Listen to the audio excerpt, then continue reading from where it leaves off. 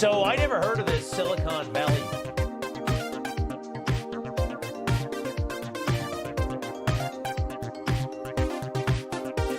But first, another day. Some very big news coming out.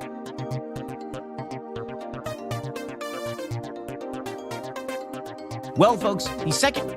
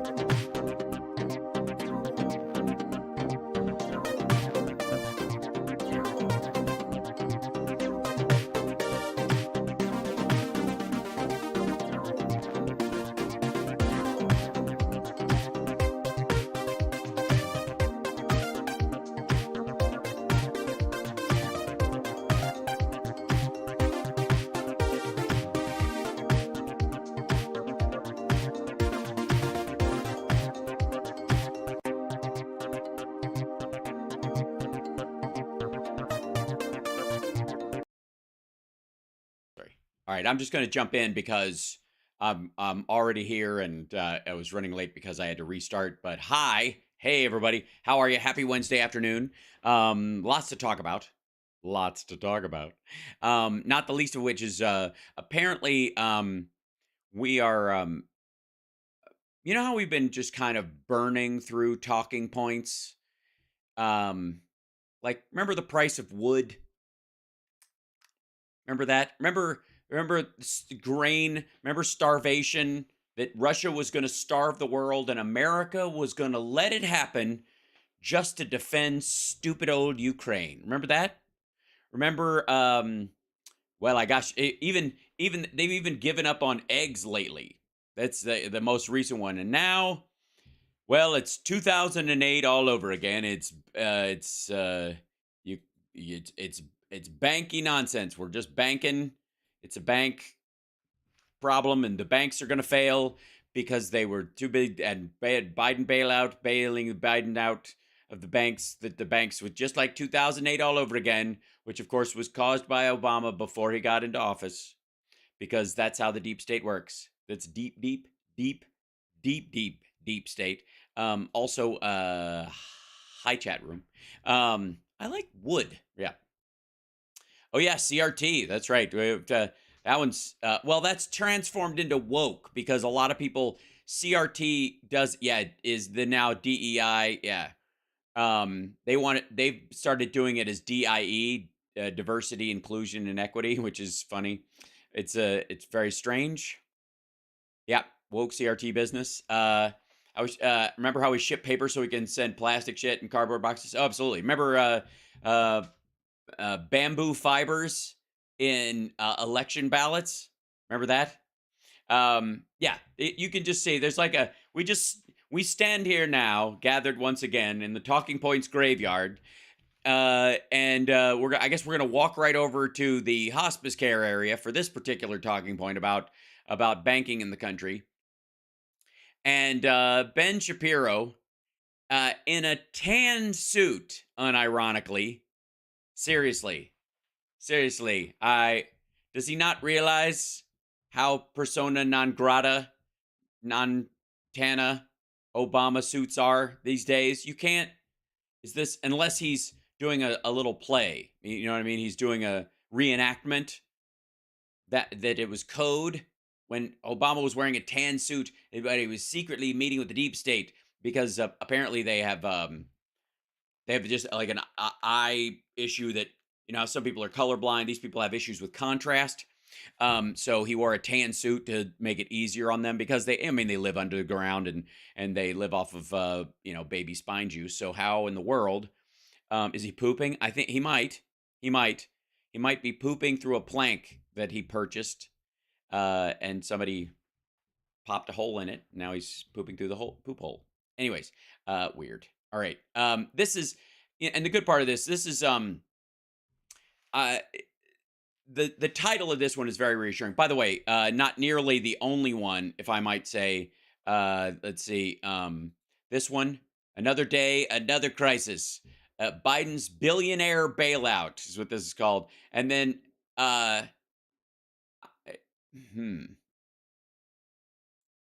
let's just go with this one first, because this is Greg Kelly's take on the whole thing. I had to shrink him down a little bit so we can fit him in the screen, because there's a lot of yummy goodness going on in this little frame right here, and I want you to be able to see the majority of it. In this hilarity that is happening. 2 major banks collapse within days. What the hell?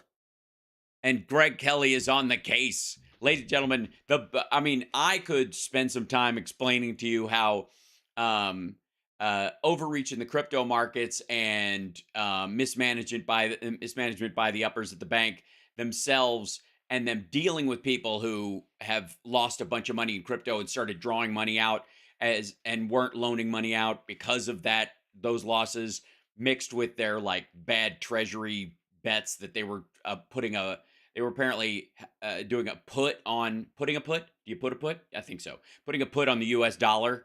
And apparently that didn't pay off because the dollar was supposed to crash, according to Peter Thiel and all those folks and these assholes, and it didn't. And they're like, fuck, we were betting against the dollar and betting on Bitcoin, and all of a sudden, so, but you know what? What do I know? I'm just saying stuff that I said when it happened that other people, the smart folks that everybody's like, oh, good point, are starting to say now. You're welcome. So I never heard of this Silicon Valley Bank. Thank God we have an expert on the scene. Yeah, but you don't need to, Greg. Spell it out. We get it. Like, just free ball it. Until today, actually. Silicon Valley. I knew there was a Silicon Valley. I know there are banks. Oh, shit. Oh, God. This is... I know there's such a thing as silicone. I've, had a couple of lucky tenders in the, and then I know that there's valleys here and there. There's a song that has Down in the Valley, that kind of thing. I know there are banks, both, financial institutions and also, areas around beaches and other places that serve as embankments. I know that, but I've never realized at this point. Stands to reason there's a Silicon Valley Bank. Yes, it stands to reason. Yes, there are mountains and there are molehills and there are convenience stores. So welcome to Mountain Molehill Convenience Store. It stands to reason that there would be a hat turd pet store. That it stands to reason because of these 3 things exist. They can be put together in any order. In Greg's brain, it stands. I know there was a Silicon Valley and I know there's a bank, so it stands to reason there's a Silicon Valley Bank. No.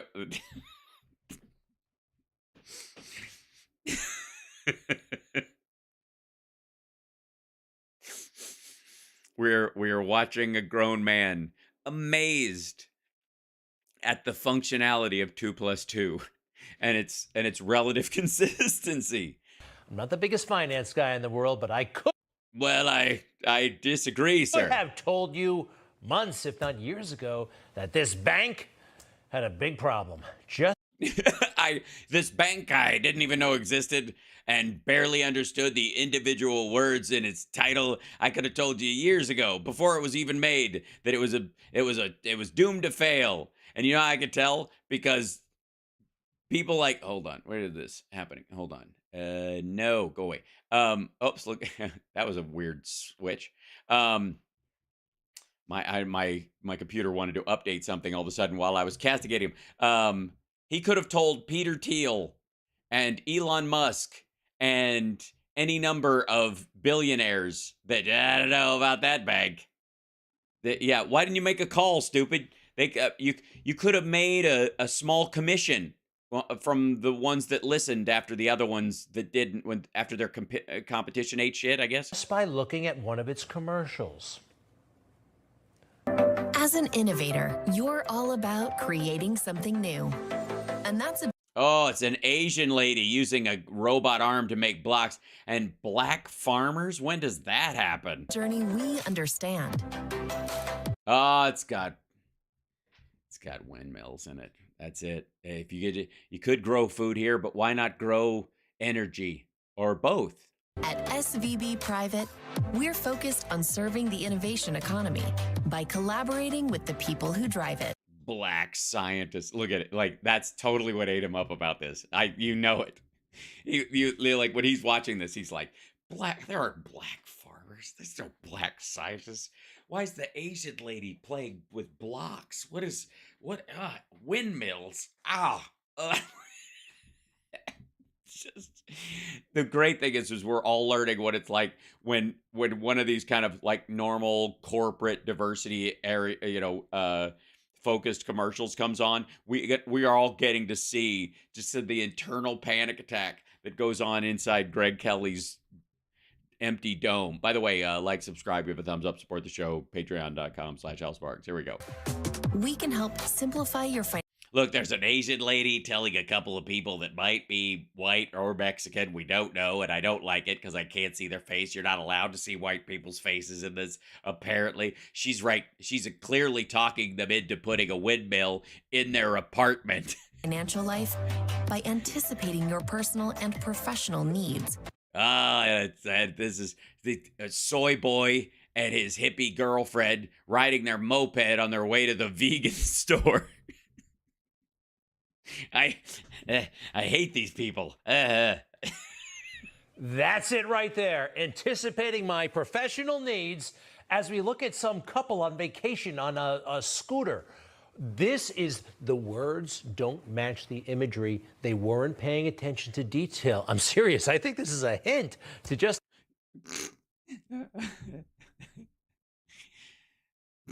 Shit. What was it? This was it. They were tipping you off. We're gonna steal your money. We're being so blatant. Only suckers would get, like, no bank tries to entice people with images of happy people doing fun stuff. how out to lunch they may have been. But I know you gotta lift up the hood and really attack the financials of this institution.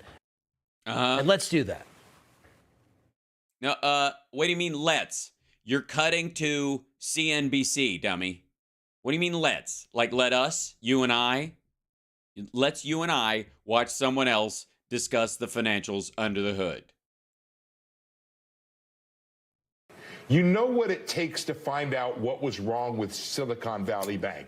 You needed to know it had a concentration of depositors. You needed to know that it had a duration risk in its portfolio.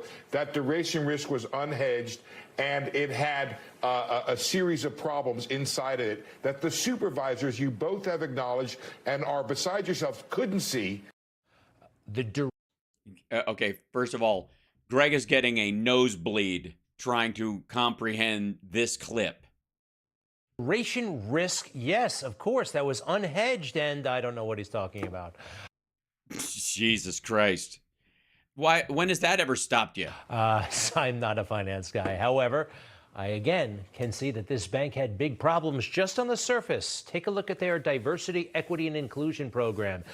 That's what it was. too many gays, too many black people, too many Mexicans or Hispanics or whatever those people are. Right, Greg? Too many. Look at them. They were letting people do stuff that were clearly not qualified. They needed some. They need some people like Greg in there who, while they don't know anything about anything, automatically know everything about everything. Jesus Christ. Month-long Pride campaign. It was Pride Month, dummy. Pride is a month. And what do you think they're doing? Not showing up for work that month? I got news for you, Greg. The month-long Pride campaign was all PR and graphics. And perhaps a team of people who were there walked in an AIDS walk or marched for something at one point wearing the t-shirts. That's it. Month long. Yeah, they take all of June off and everyone is forced to be gay the entire month. And next year it'll be trans. It's going to be very expensive. Blog emphasizing mental health awareness for LGBTQ plus youth.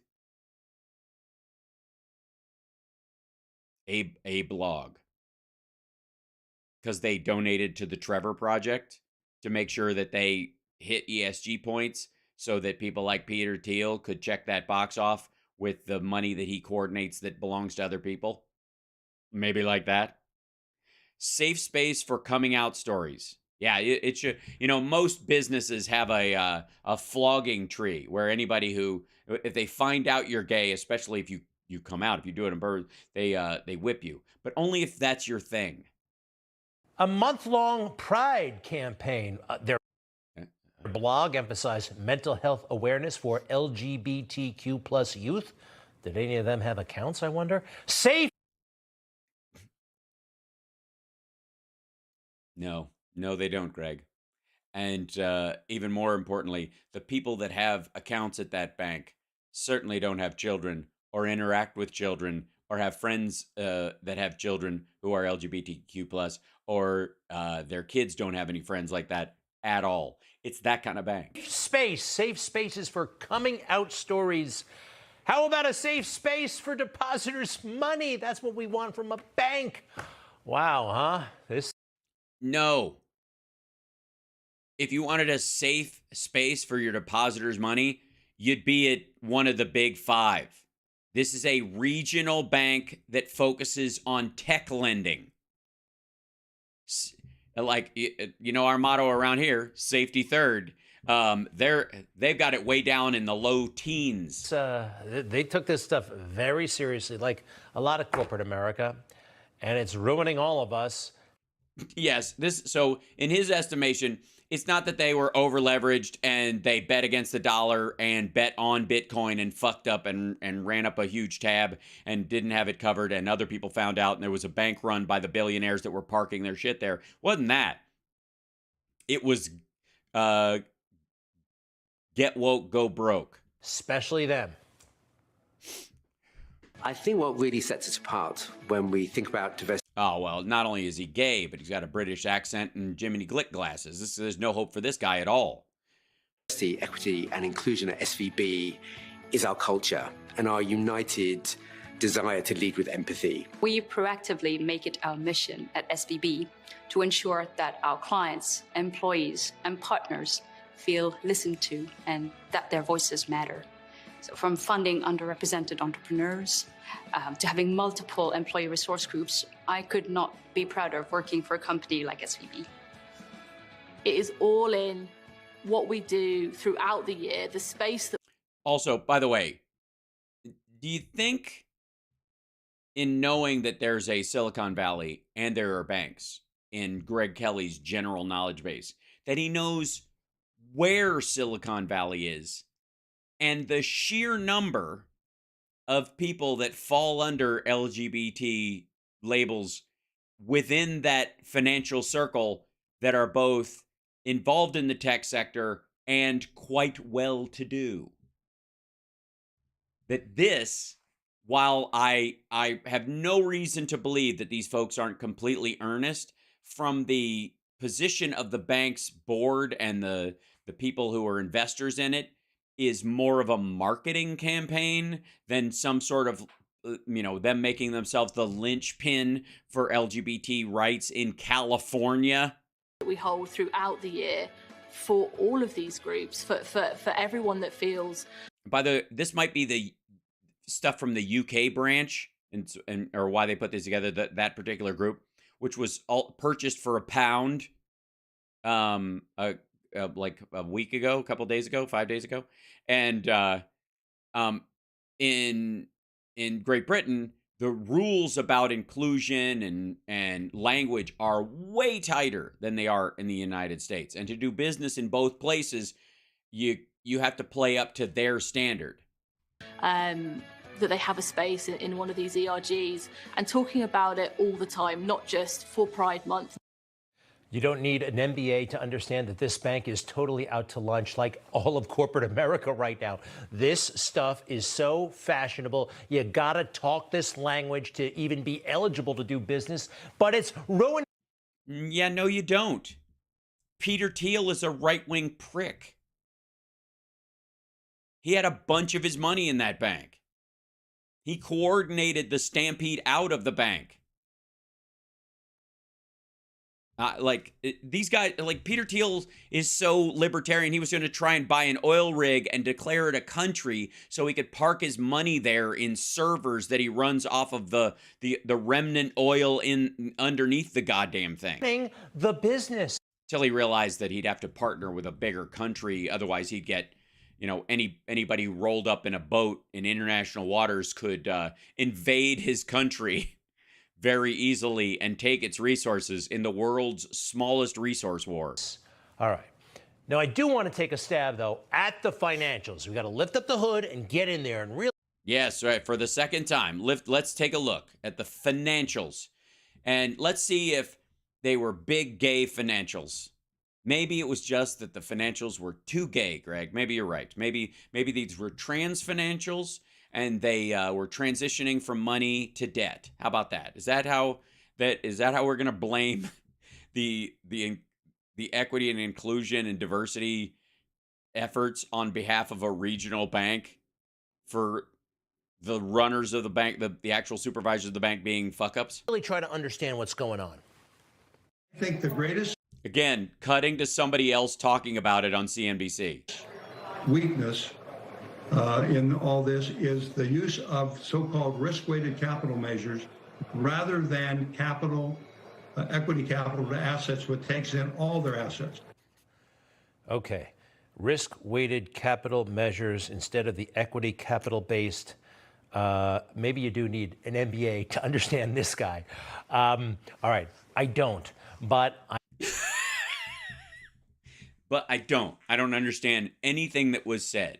I don't understand that the difference between having cash and physical assets as the basis for the bank's wealth versus risk-related ones like gambling on crypto and investments in, startups that are going to pay off eventually, and you're putting that on your sheet as this, we believe in this tech startup that these guys invested in. We have a piece of that, and we think it's going to go, which it may or very well may not. And statistically, it will not on average. I have studied this, and I talked to some people in the game, and I think it comes down to this. All right, Okay, here we go. Settle it for me, big boy. Boil it down to our tech bro out there in Silicon Valley. All right, those guys want to change the world. They're always trying to invent the next Twitter, the next Facebook, and they're obviously gay and shop at H&M, and they've foregone having a phone to walk around with a full laptop in their hand at all times because they can't even make regular phone calls. Jesus. Every now and then, one of them comes up with a very interesting idea. Oh my God, this is going to be painful. This is as bad or worse than those like lists of words that he would put up where every letter meant a failure of the Biden administration. Remember that shit that he gave up on? He was trying to sell those things. I don't even remember what the words were after all this. Like I don't care. All right, good for him. Gets a big idea, and then he goes around to the venture capital people, and the With no idea. After he's lost the idea, where'd the idea go? It's probably in his venture laptop. capital people, if they like that idea, they throw money at him, sometimes a lot of money. So What does this have to do with the bank? he or she can get that startup up and running. Now, he's got to find a place for all that money, okay? So Silicon Valley Bank has really advertised itself as the place to go for the tech industry. Yeah, but you don't think it would have he would have been scared off by the ads with all the black scientists and farmers and the Asian lady who is Asian splaining to the white couple about why they need a windmill in their apartment, Greg? I guess that's the thing about tech bros or something. Maybe it's, maybe it's the rate of autism in there. Is that what you're saying? That they just couldn't, they see that ad and they just can't see it. They don't have the keen insights you do. And it Son of a bitch. works out. What does the bank do? They take that money and, well, they hold on to it. They also do what banks do. They make loans and they charge interest. That's how they make money. And they also did something that apparently is done, but this might have led to its downfall. It invested Something that apparently is done. Well, if it wasn't done, it couldn't have led to its downfall or its success, one would think. It has to be done to have a good result or a bad result. in securities, government securities, and a lot of those were at a crummy rate, and a lot of them were very long term, 5 years, 10 years. Now, that apparently is not a good thing. It's Apparently, yeah, 5-year, 10-year yield bonds, like nobody gets those things. It's not like there's an entire repo market and a substructure of the financial industry that's buying and selling securities and bonds and trading them between each other. And what's really the difference anyways? Like there's just no future in it. I see no future in bonds. It's not like states are going to issue them or companies are going to issue them or even banks are going to issue them ever. So I don't know. I just like it sounds like something that gets you out of jail, better that you can liquidate this thing overnight. These things. Yes, you should only have assets that can be liquidated overnight because nothing says trust to a potential customer of a bank like the banker there saying, and don't worry about it. We don't think we're going to be here in 24 hours. So anything that we have, we can liquidate. We don't have any long-term shit because the bank, honest to God, the shelf life on this fucking joint is terrible. Things overnight if you have to. So a couple of other things.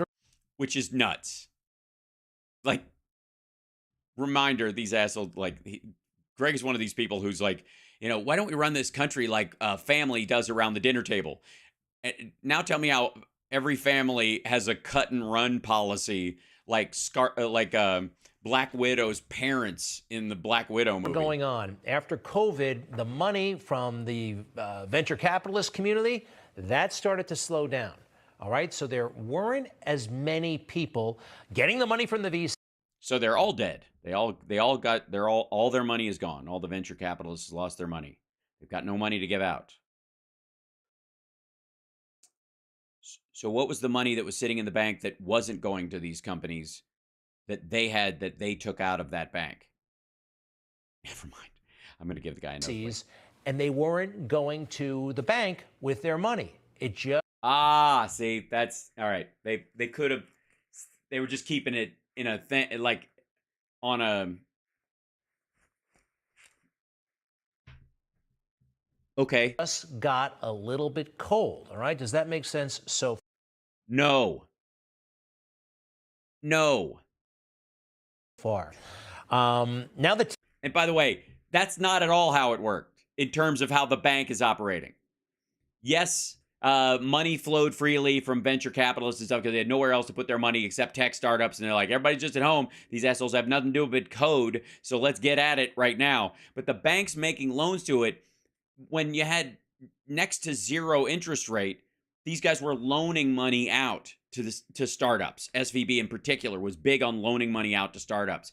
And it was backed oftentimes by the idea that some of their other insurers, which acted as kind of like tacit shareholders in the bank, to like they would use it like if they wanted to give $1 million to a startup, but they knew the startup needed $2 million, they would put $1 million into SVB Bank and go, hey, I'm backing these guys.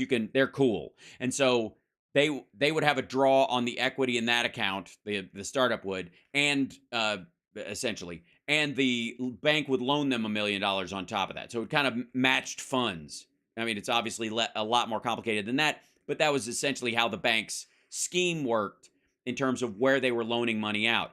Once the cost of loaning money out, it would take a venture capitalist who's doing that scheme. They'd have to put in $1.2 million to get $1 million out of the bank to them, right? And so they're less apt to do it unless they think it's a sure thing.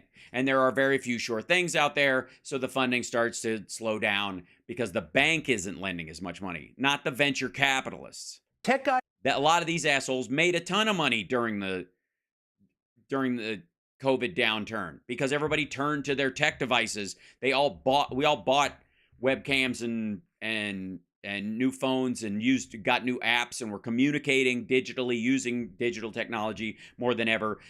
All the digital delivery services and travel services and all that kind of stuff like Uber and whatnot, those all transferred over to bringing food to everybody's house. They made money during this time. All those initial investors, they had it to dole out. The banks, however, they could then, but now interest rates are close to 5-6%, and they want to know that there's going to be a return. Guys started to withdraw their money. Now, what precipitated that? No. About a week ago, they had to announce, the bank, that they had lost $2.2 billion on some of those government-backed securities that they bought. All right? That was a big, worrisome data point. That Yes, thank you very much. Very, very technical. A lot of mumbo jumbo today, kids. I'm very sorry. It was a very, very big data point. $75 billion sale. They lost $2.2 billion on it. And the response, they I suppose still had of that primary investment around $72 billion of that initial investment in it. But I'm sorry, I interrupted with reality. Let Greg explain to us how it's the fact that they were government securities and nobody wants those anymore because China. Peter Thiel noticed and did he started telling all of his smart friends in Silicon Valley, I don't know about this bank anymore. They just lost $2 billion on government securities. And then the word went out and everybody got nervous. All the tech bros were taking their money out of the bank. So everybody kind of panics, shows up at the bank looking for their money. And well, you've seen it on the news at this point. However. Yeah. And thank you for pointing out, Greg, that you are not the news. In all likelihood, there's not sometimes a little truth squeaks out. Enough money to pay everybody, at least not initially. A bank is only at least not initially required to keep 10% of cash in reserve. Oh my God, what kind of system is this? Dear God, when did this all happen? Okay, come on. And my understanding is, well, it's only 10%. You can figure it out for yourself. That's not going to satisfy all the depositors. Now, yeah, because nobody takes out 100% of what a bank has in reserves in cash when a bank has $200+ billion in holdings, especially when they are a small regional bank leveraged to companies more than individual customers. Oh, God. The federal government is saying that everybody will be paid at no cost to the taxpayer. Right. No losses associated with the resolution of Silicon Valley Bank or Signature Bank will be borne by the taxpayer. Now, I don't know how that... is this where he tries to say the FDIC is going to kick money out, not realizing that the FDIC is an insurance program that banks pay into? It's insurance. They all have to have it. Now, it's the Federal Deposit Insurance Corporation, but the Fed doesn't fill it with money. The banks do. To be a bank and take on accounts, you have to put a deposit down.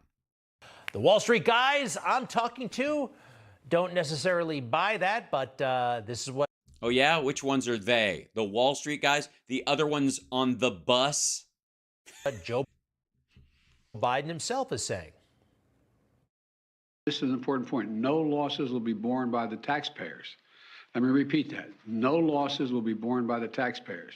Instead, the money will come from the fees that banks pay into the Deposit Insurance Fund.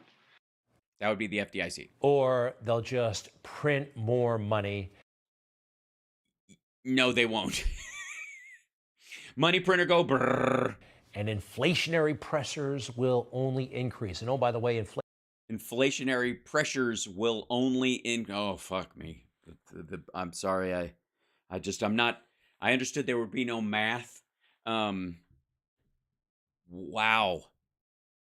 Greg, I appreciate you announcing how dumb you are at the beginning, but you do that oftentimes as a way of caveat against something that you may say later that actually makes sense. It's just getting worse.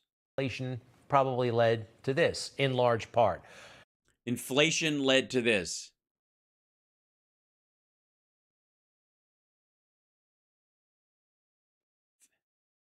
The Fed trying to tame inflation, maybe. But isn't that what you want? Joe Biden, of course, has blame for you-know-who, our favorite guy. Your favorite guy. Himmler? No. During the Obama-Biden administration, we put in place tough requirements on banks like Silicon Valley Bank and Signature Bank, including the Dodd-Frank law to make sure that the crisis we saw in 2008 would not happen again. Unfortunately, the last administration rolled back some of these requirements.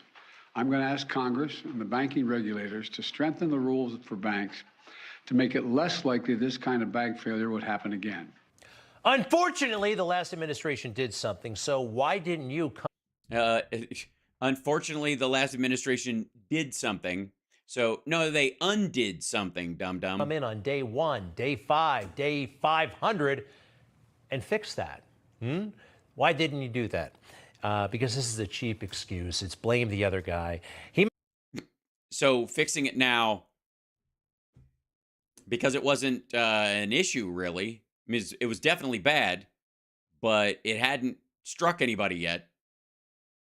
And there's been a lot of things going on. I don't know if you remember the COVID crisis and the like. There were a lot of things just getting that stuff passed. Remember when Dore and all the Justice Dems were suggesting that the squad hold the infrastructure bill hostage? And remember that? That they had the parallel bill, and they were going to hold off their vote to force the two bills to be put together. And even though they didn't have the votes and it would die in the Senate anyways, they just wanted to make that happen, to call out people who get called out every day anyways. Remember that whole thing that was like 4 fucking months? Yeah, without that, on our side alone, we could have started addressing these things. You mentioned Dodd-Frank. That's for Chris Dodd, the senator from Connecticut at the time, and Barney Frank, House member from Massachusetts. Remember that guy? He shows up on Newsmax every now and then. Does he? Curiously, Barney Frank was actually on the board of Signature Bank, which just went down. The guy who wrote the Dodd-Frank regulations on his own bank couldn't save that one from failure. It's interesting. Probably not his fault. Maybe it is. You know what? He's there. The bill that he created was the parts that would have kept Signature from going under were struck down, and he was working there to before they were taken out. Oh God. Who knows? I don't know. You're right. You don't know. But when has that ever stopped you from saying it anyways? Greg, just say it. Why are you such a wuss right now? Don't know. All right, back to the bank, the Silicon Valley Bank. Yeah, back to that. And for the rest of us, I don't know. I mean, apparently, if you have $250,000 plus, you're not getting that back. And a lot of people don't think you should get that back. I feel a little bit funny about that, but this FDIC insurance that's been... Oh my God, I feel a little bit funny about this. Whew. I honestly, what are we seeing here? We're seeing the standard Republican mindset caught in their own trap of laissez-faire economics, and banks and bankers and big money financial interests actually do know what to do with it. And the poor plebes like you and me, we don't know shit about this kind of stuff, nor should we. And Greg doesn't understand it, but smarter people than him run this. He talks to the big names on Wall Street, and they think it was something else, and it probably wasn't this thing. And it's, I don't even know if it was that rule or blah, blah, blah. God damn.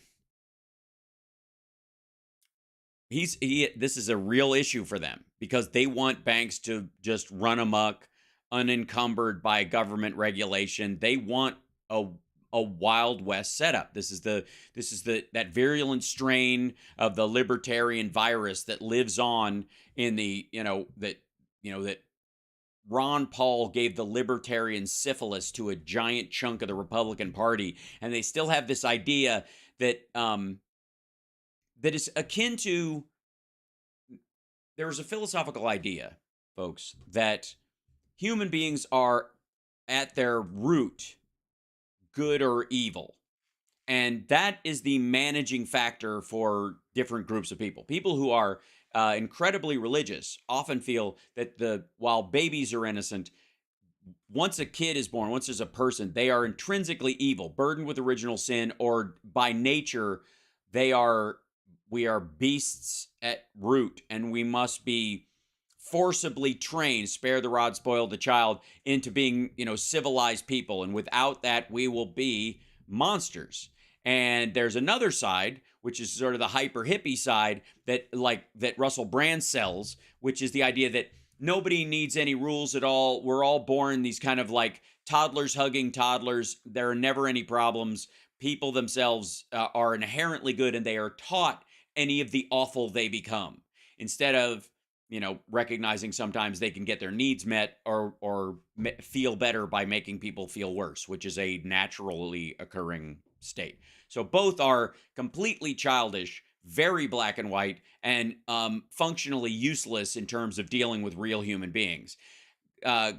Greg and the libertarians of the right have that idea, that inherent goodness idea, but only about businesses. They believe that a business is naturally a good endeavor because you are, in theory, building it to be profitable, and therefore it is a net gain for the world because it doesn't exist. There's a hole where it's the idea of does the world exist already and you build on top of it, or is the world a giant hole that you're trying to fill? And these guys operate on the idea that the world is a giant hole they're trying to fill. And the hippies believe that the world is completely full and you build on top of it. And that's the level of how much or at all becomes the debate.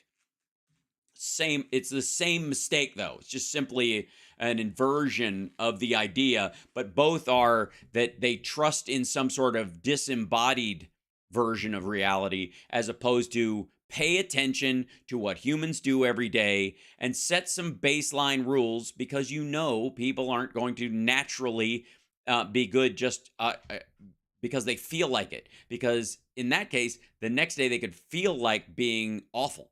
Around for a long time. It's part of the deal, which isn't that bad. It depends where you're coming from, but take a look at this.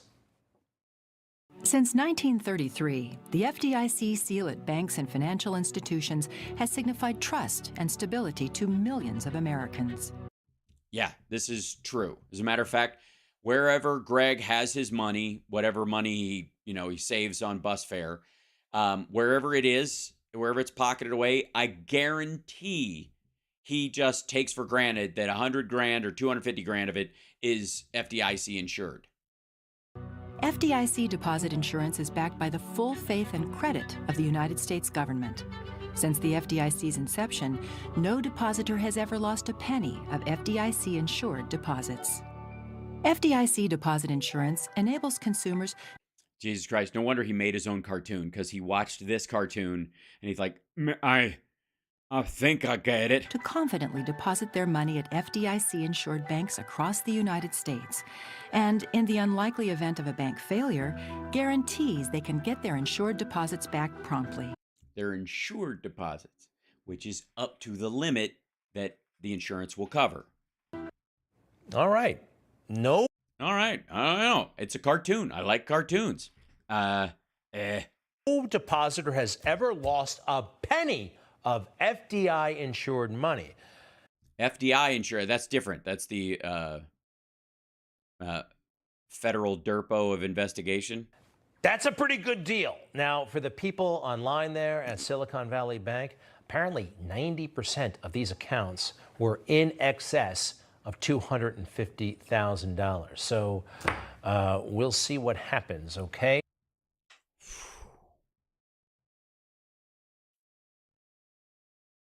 Again, I'm caught in a trap. I can't walk out because I don't do math, baby. Greg has a real conundrum right here. It's a difficult spot he's in because he likes rich people. They're the worthwhile people. They're the only ones that should be allowed to vote. These are the smart people. And here they are standing out in California in front of a bank like a bunch of assholes. And he doesn't know how to take it. He's very upset. This is part of American history, though. It happens from time to time. These a run on the bank. Jesus Christ! I don't even think that was his edit. They just bailed on him. Newsmax is like, cut.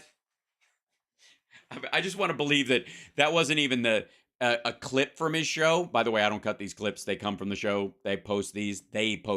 That's their edit. I just want to believe that somebody at Newsmax went, God damn it, and just hit.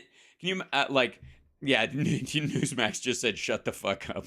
It would not surprise me if Newsmax, as a tech industry startup, because that's what it is. It's not a broadcast industry. They don't have satellites all over the friggin' country. They effectively were an internet-based news service, and then they moved to some cable by buying their way onto it.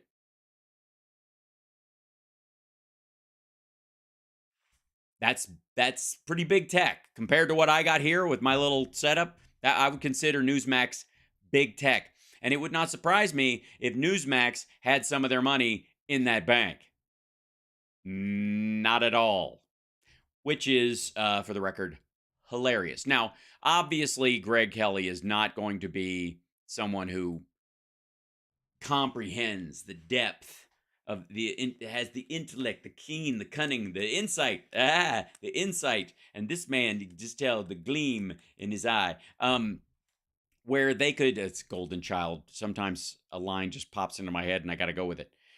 We're going to need somebody who, understands things in a way that most of us can't. And so we here, and by we, I mean the royal we, I mean me here at Hal Sparks Megaworldwide, invite you to take a journey through the world of education and information with Ben Shapiro, a man who was shown a puppet show by Tucker Carlson last week and really did think a boy could fly or something. Yeah, so let's take a look. This is the title of this. Ben Shapiro breaks down massive bank crash. Whew, that's a lot. It's the end of the road. It was so massive. I'm since this is 9 years in the future, and we're all watching this in the past, wondering how it all went wrong. We underneath some rubble of what used to be the society we enjoyed, we found Ben's laptop where he had been FaceTiming this to himself as a message. And we opened it up, and this is us watching it to finally figure out how it could go so badly so quickly. Biggest bank meltdown. Hold on. Well, folks, the second biggest bank meltdown of all time, actually. And they're playing background music, so he does not have a lot of faith that this is interesting on its own. Also, after the first, this huge drop-off. It took place over the course of the last 72 hours. Yes. In the last 72 hours, the second biggest bank collapse in American history. was slept through by the vast majority of Americans because, yeah. As it turns out, Silicon Valley Bank is apparently not the only bank that has the same kind of issues that shut down Silicon Valley Bank. Signature Bank has also been closed right now. Yeah, it's just, it's all the woke stuff. It's got to be. I mean, look at the outside of that thing. They've got O's for Oprah all over the walls. There is now... And the irony is Signature Bank would give you money, and they didn't even ask for a signature.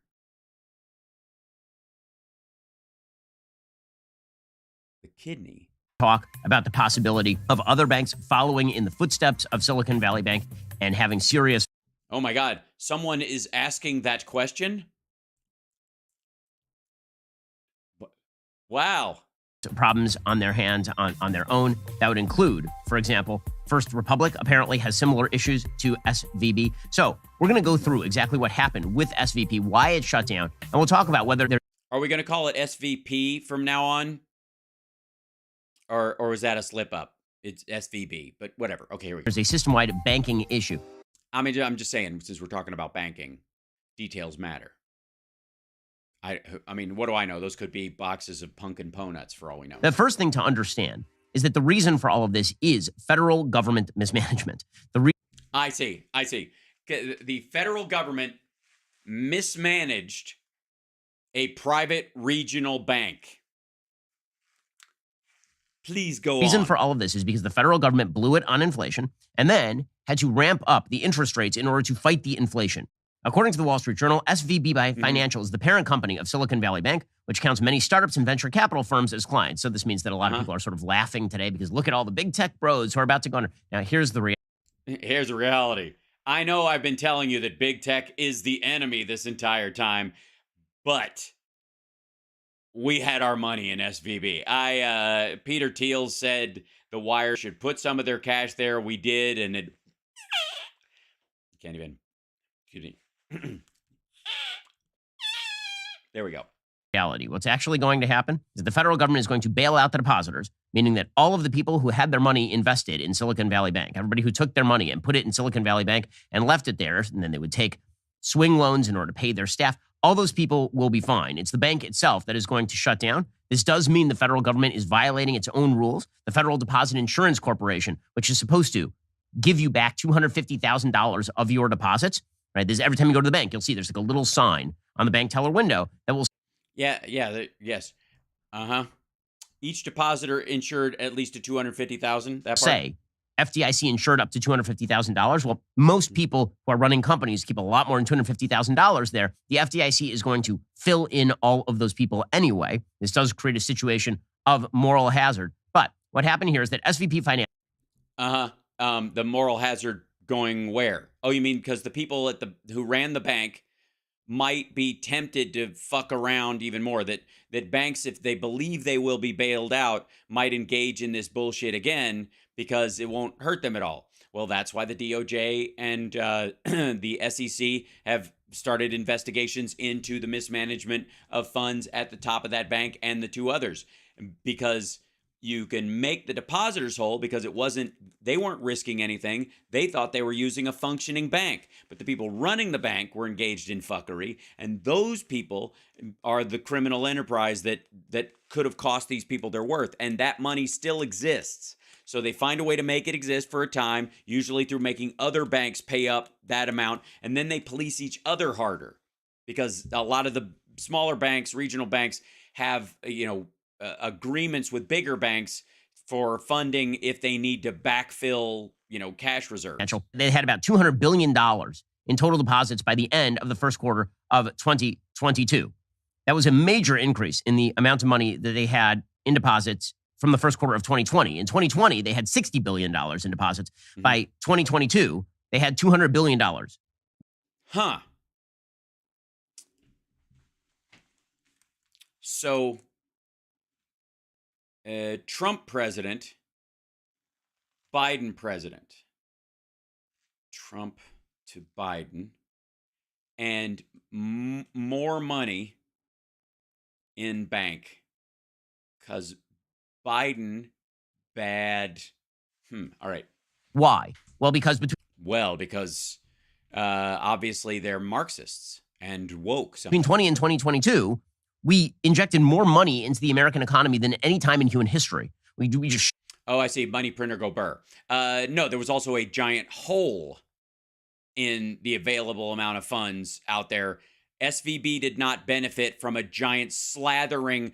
People who got unemployment insurance or PPP loans, PPP loans, those folks did not put their money in SVB and suddenly become angel investors. Shoveled money out the door. And a lot of that money went to the big tech companies. A lot of that money went to firms that didn't know where to put the money, and so they started shoveling it at tech. Because remember, that was a tech. They didn't know where to put it.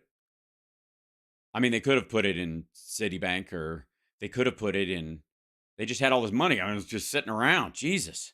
So much fucking money. It's just, I don't know. I mean, you can't, it's not like you shop around for a bank. You just look across the street. And so many of these young startups, they're sitting there, they've got 16 suitcases full of small unmarked bills that smell like blood and cocaine. And they're like, we can't leave this at my mom's house. Her dog's peeing all over it. What about that one? What? Silicon Valley Bank. That sounds ridiculous. Why don't we put it in one of the big banks? What are you, nuts? They'll ask us where we got it. Good point. Tech boom. It was really a tech bubble. It was very reminiscent of the dot-com bubble of 1999, 2000, where all of a sudden firms that really should not have been valuated at the valuation that they were being provided were. None of this, by the way, has anything to do with government control or mismanagement of their behavior. So the idea is that because we had a $20 trillion hole blown in our economy, and the Congress and Donald Trump, and then shortly thereafter, Joe Biden, to a lesser extent, injected $6 trillion into the economy to fill a $20 trillion hole, that money, which went to largely UI and shore up small businesses and the like, magically just kind of like, it's like the entire country just tips towards Silicon Valley because everybody uses Facebook or some shit. And that money went into SVB because these people don't know any better, and it's Wild West, and they were Wolf of Wall Streeting. Suddenly being valuated at extraordinary prices because people had money just gushing out of their pockets. Like, what am I going to do with this? Pets.com. I can go take my money and I can put it in some weird venture capital attempt, and I can just throw the money at it because what else am I going to do with this money? And so all of those companies then took their money and they put it in Silicon Valley Bank. And so you saw the... Yeah, all of them. Yep. They all just took their money. Pets.com, Webvan. Balance sheet expand.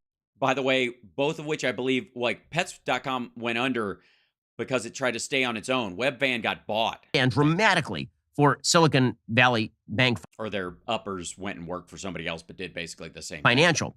This created a question for Silicon Valley Bank because the way that banks actually make money, they don't keep your money in a lockbox. It's not like you have a safety deposit box and you bring in your... Oh boy, get your yellow legal pads out. Hey, Greg Kelly, pay attention. This is I've never heard this idea before. Now, go ahead. $1 million, and they take it in cash and they shove it into the wall or something. That's not what they do. Instead, it's all... Really? So you're telling me largely it's effectively ones and zeros, that it's kept on computer form, and that as far as cash reserves, they only have about 10% on hand legally because they have to. Someone should write that down and send it to Greg Kelly. All digital, and what they do is they then lend out the money to other possible ventures, or they go and they buy bonds, or they go and they buy stocks. They invest the money themselves, and then they essentially arbitrage the difference between what they have in their coffers and what they owe back to you and what they think they can earn from the markets. So, right. And that's where Joe Biden showed up with Hunter Biden with his dick out in the middle of a meeting at SVB and started telling them what to invest in. So what exactly did SVB Financial do with this massive influx? They called Joe Biden and Pete Buttigieg and said, look, we know you're the transportation secretary, but you're gay, so we thought we should ask you if you've seen our commercials. We just insist. And I know Joe Biden's not really telling us these things. They obviously, we could call Oprah directly and she'll tell us what she tells him to say. But we'll play along. Where should we invest our money as because we're a little gun shy after the tech bubble. Actually, we aren't. We're looking for the next tech bubble. Of cash. Well, they started buying tens of billions of dollars of seemingly safe assets, primarily long-term U.S. Treasuries and government-backed mortgage securities, which means that SVP's securities portfolio rose from about $27 billion in the first quarter of 2020 to $128 billion by the end of 2021. Okay, so they took all that money that was being thrown out there by the federal government. And they didn't just keep it in cash just sitting there? Right. Inflationary wave by the federal government. They took all that money and they shoved it back into U.S. Treasuries. Well, normally U.S. Treasuries are supposed to be pretty safe, right? I mean, the way the U.S. Treasury works is that you take $950, you invest it in a $1,000 bond, and that $1,000 bond is supposed to come to maturity in, say, 10 years. And that means that your rate of return on the $1,000 bond is, a few percentage points. And that's fairly safe because you're going to get that money back.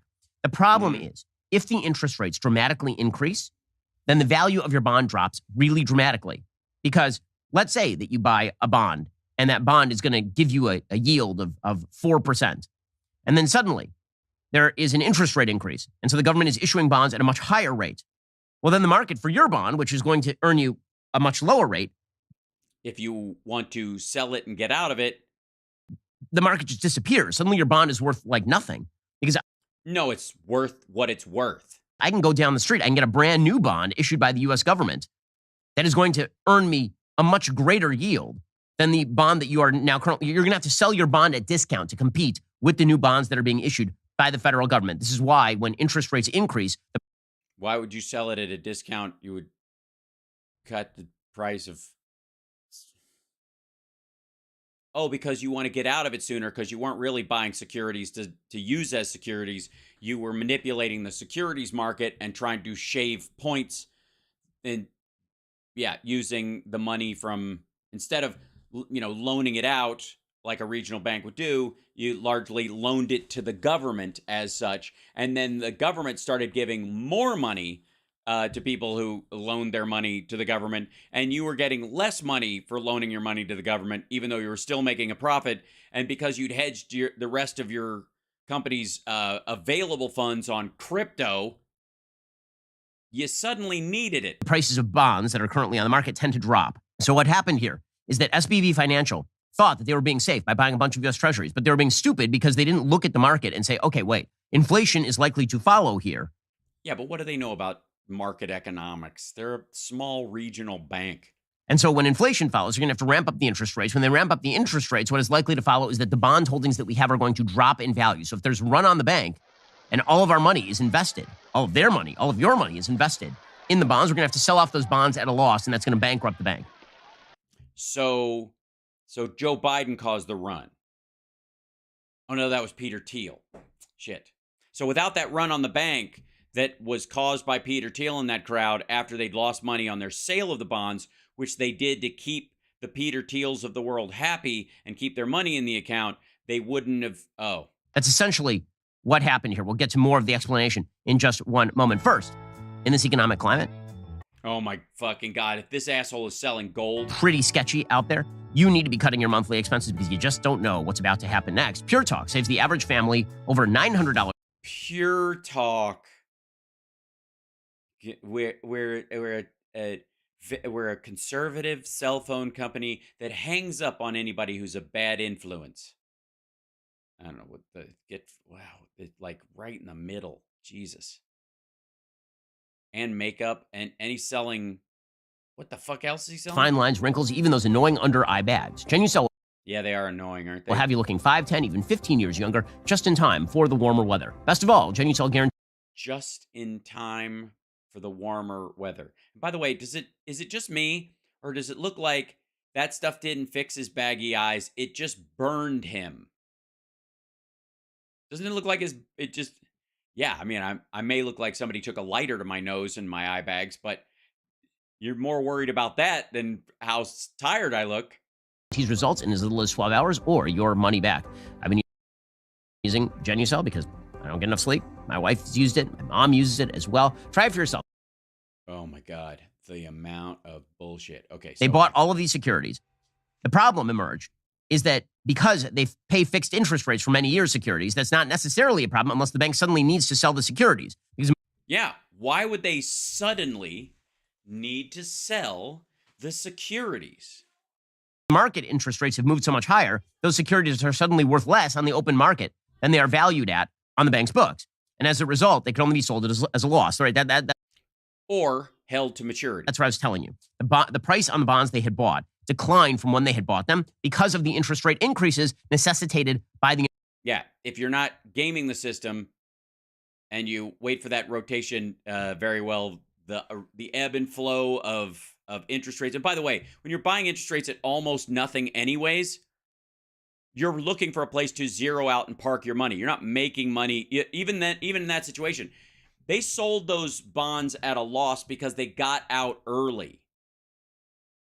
But they effectively, materially recouped the majority of the amount of money they had in those bonds. They just didn't realize the gains that they were going to have, which was part of why people thought certain other investments the bank had value. It's another one of those situations. You see this on Wall Street all the time, where a company is profitable, but not at the level that Wall Street was hoping for, and so their stock goes down. Inflation. So as the Wall Street Journal says, at the same time, SVB's deposit inflows turned to outflows because clients were burning cash and they stopped getting new funds from public offerings or fundraising. It sounds like capitalism to me. It sounds like that's how it works. So remember, all of their clients are tech companies. Those tech mom and pop tech companies are very reliant on inflation. Those tech companies were burning through cash at an extraordinary rate for about 2 years. Expanding. There. If you were a company that was in search of public financial capital, you would just seek to get bought up by what was called an SPAC. You sought to be bought up by a publicly traded company that didn't have any content to it. It was basically just a slush fund. And also nonsense. The main arm isn't to be bought up by a frigging SPAC. You obviously, like the vast majority of them, either they want to become the next big success or be purchased by one of the big dogs for a lot of money. See Instagram to Facebook. It would buy you, and then you would become the publicly traded company. You've seen a few of these. Truth Social. Yeah, it's a great example of a total success story that has no shady money issues at all. Jesus. Was funded through a SPAC, for example. For example. It's a great example. It is a perfect example of the uselessness of SPACs. But when all the money dried up. There wasn't another example? I'm shocked. You don't have another in the another background? Nope. Then suddenly all of these companies came up short. They've been burning through cash at this extraordinary... Oh, you mean like Truth Social? Rate, because there was so much cash flowing through the system. And then interest rates increased. People stopped spending money quite as much. All the investment. No, they didn't. Oh, no, they didn't. As interest rates have gone up and employment has gone down, unemployment has gone down, and the people have wages have continued to increase. It's dogged the Fed that people are still spending money. God damn it, they won't stop. The American consumer apparently has no idea they're supposed to be completely destitute and living in an escape from New York hellish apocalypse. Dried up. And at that point, everybody started... Hal just likes to say SPACs. It's true. Trying to draw down their balance at the bank. Again, they keep a certain amount of money at the bank, like what they have to by law, but then the rest of it is being lent out or bought or whatever. And so... Whatever. Suddenly, if everybody goes to the bank at the same time, you have the Mary Poppins scenario, right? Give it back! Give me back the money! There's something wrong. The bank won't give someone their money. Everybody goes to the bank at the same time. It's a run on the bank, and everybody freaks out because they have to shut the windows. There actually is no money at the bank. On Thursday, customers tried to withdraw $42 billion of deposits. Yeah, it was weird. They didn't have that much cash on hand. That's peculiar. About a quarter of all of the money that was supposed to... Customers. You see that line of people standing outside of the SVB branch? Those people were trying to withdraw $42 billion. To be held at the bank. And it just ran out of cash. And then... Yeah, there they are. All of them. That's what do you think? That's 1, 2, 3, 4, 5, 6, 7, 8, 9, 10, 11, 14, 15. Maybe there's a couple back this way. What do you think? Each one trying to pull out $2 billion a piece in fives. There's something wrong with the ATM. What is it? I'm trying to take some money out and it won't do it. How much are you asking for? $2 billion. Other banks started to get hit because there were other banks. Right. Because they couldn't get money out of there. And so they started yanking their money out of the other bullshit regional bank that was doing the same stupid shit that SVB was. Banks that were invested in this bank. Stocks of other mid-sized lenders like First Republic Bank and Signature Bank were halted on Friday morning. And in fact, Signature Bank essentially went into receivership for the exact same reason. They're invested in Silicon Valley Bank, and also they were heavily... Yes, I can't go anywhere without seeing an ad for Signature Bank, almost like SVB. It's amazing how a great American institution could disappear so quickly. Invested in bonds. And so the question becomes, okay, so what happens next? So I'm going to guess that the individual personal accounts are insured up to $250,000. The assets of the bank will be sold, and the new CEO that was put in place, who was one of the people who oversaw the 2008 financial crisis, is going to make sure that the depositors get their money back, that none of it was stolen and mismanaged, and that all the profiteering that was done by the people who run the bank that might have, they will be the ones that will accept the losses of what's not available in the bank. So, yeah, because the money exists. It wasn't spent. It didn't evaporate. It does exist. It exists in the assets of the bank. The profits, that would have been realized over a couple of decades, that in and of itself doesn't exist. And so anybody who was partaking in that profit scheme, and whether they were investors or the board themselves or shareholders of some sort, they're screwed. But everybody who had a deposit on a baseline deposit will get their money back, because they will find it in the financial system and just say, boink, where would you like it put? And then if there was like $2 billion that was effectively stolen because they invested it without, following their fiduciary duty, or there was any shenanigans, that amount of money will then be added on as a service fee effectively in the FDIC. And the banks will end up paying that off over time in their insurance. So their insurance to be a part of the FDIC will go up slightly for a period, as it has before when stuff like this happens. that's two questions. Question number one is, are they going to bail out SVB? Are they going to bail out the depositors? How many other banks? You don't bail out depositors.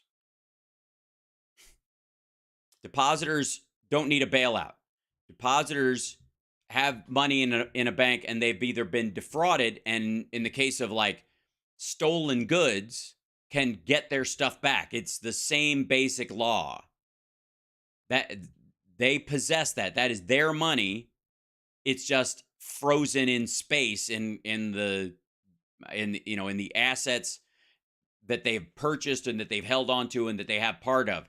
They lost $2 billion on a single sale. They didn't lose $75 billion of the $75 billion in assets, and that money just evaporated. Are in the vulnerable. In a bank, by the way, that has $202 billion worth of assets, $137 billion, of which are largely depositors' money, direct cash. Position that SVB was in. How many banks are not telling you they're in that vulnerable position? And nobody really knows the answer to that. So there's a lot of... Nobody knows the answer to that? It's weird. It's almost like there was a rule in Dodd-Frank for people to keep track of that kind of stuff, and Trump took it out. Unease in the markets today, because even if the depositors of Silicon Valley Bank are bailed out, well, what happens to all the unsecured credit holders in Silicon Valley Bank?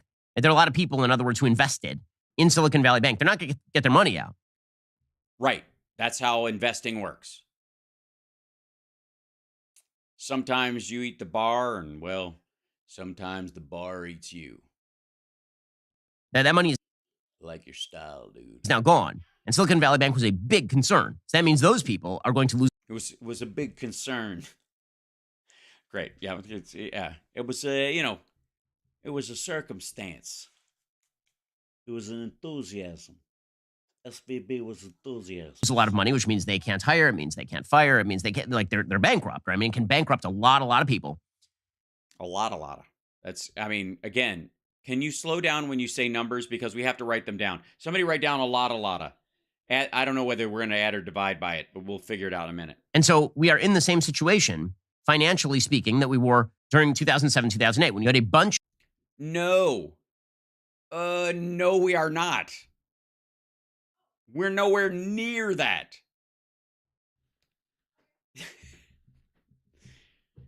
I can't be any clearer. No, this is not credit default swaps. These are regional banks that got over leveraged and then they shut down, and the government steps in to a certain degree to make sure that the people who are innocent in that situation get their money back as best they can. And if they don't get all of it back, it's a lesson for next time.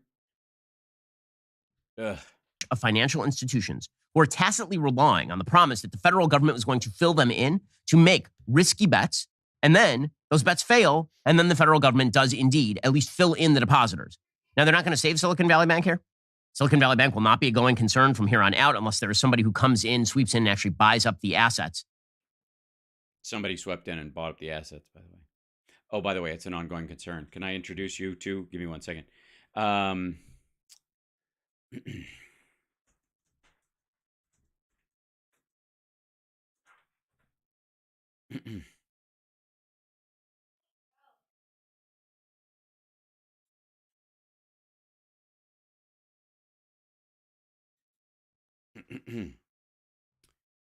Who is Tim Mayopoulos? Mayopoulos. I'm going to go with Mayopoulos.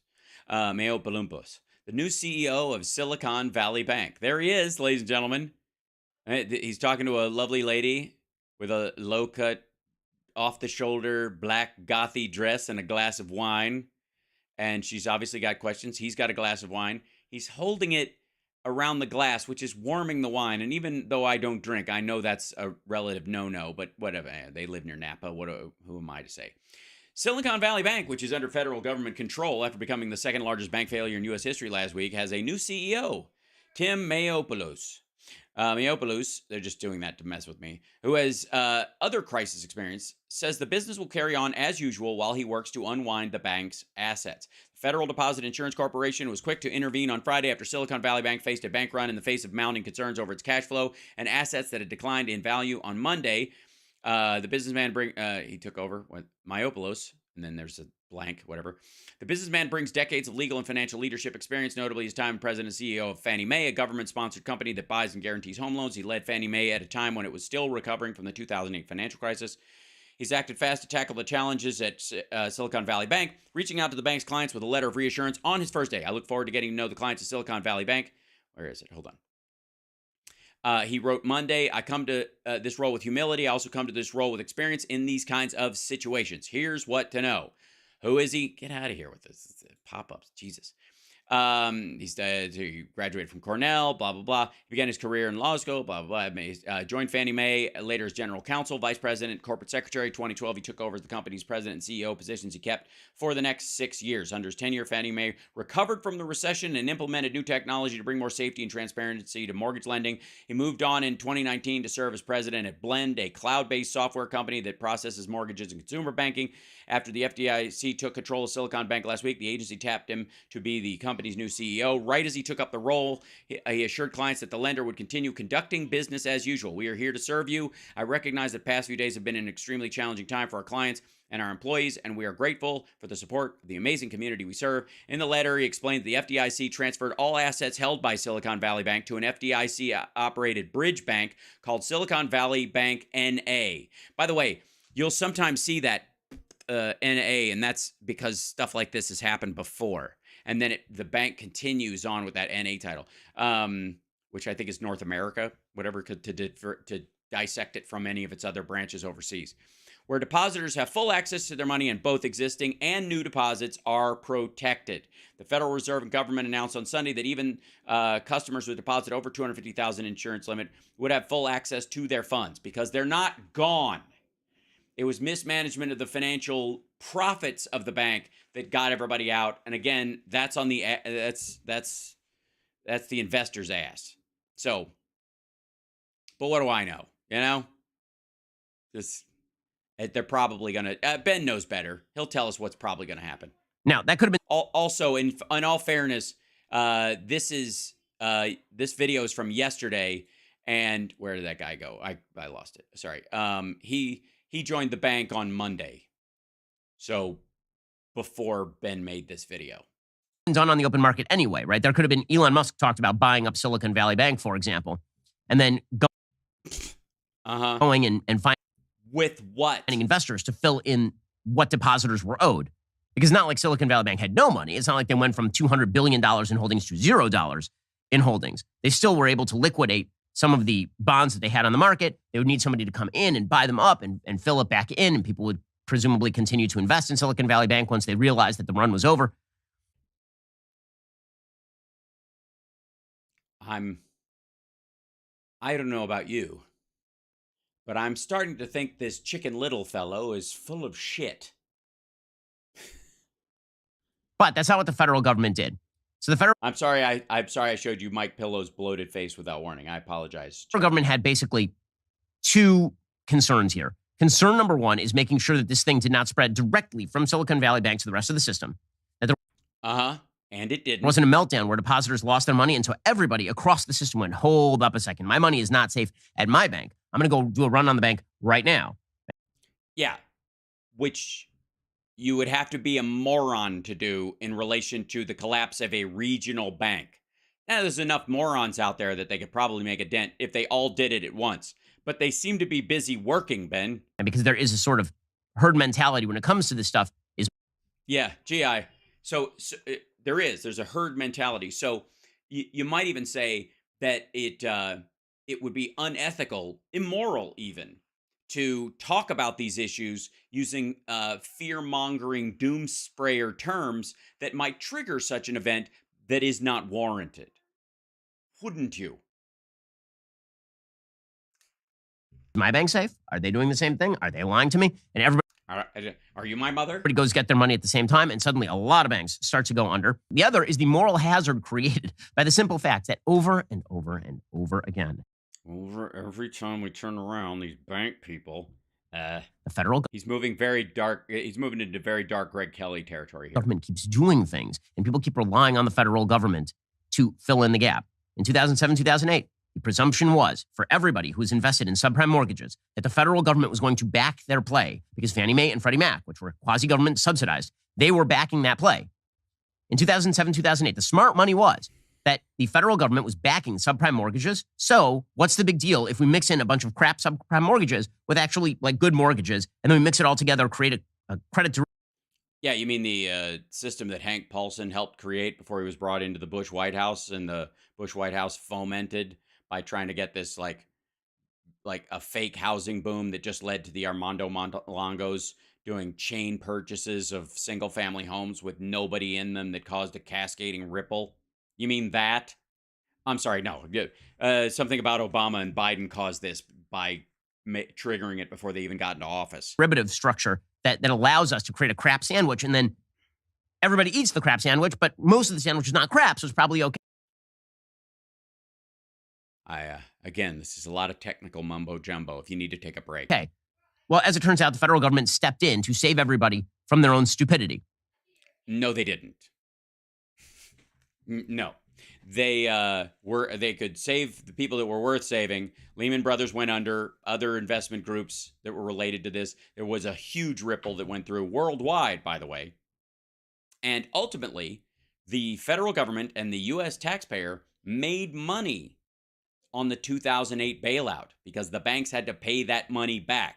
And the sooner they paid it back with interest, the sooner they could get out from under the more egregious regulations of control that were put on them until they straightened up and learned to walk right. In relying on the federal government. Same sort of thing here. All of these... Totally. Wasn't them biting the crypto apple and thinking, oh, we could pay these fucking things. Like, we're just doing bonds to dick around. Don't even look. Like, just buy the bonds because the government makes us. But just look at, Dogecoin to the moon. I saw Elon last night at a party. Companies relied on the federal government not to raise those interest rates to dramatic levels? Why? Why? What kind of an asshole thinks that 0.125 interest rates are going to last forever, especially 5 or 10 years? They can't. That's exactly what happened with SVP. They said, yeah, we can see that you're inflating SVB. All right.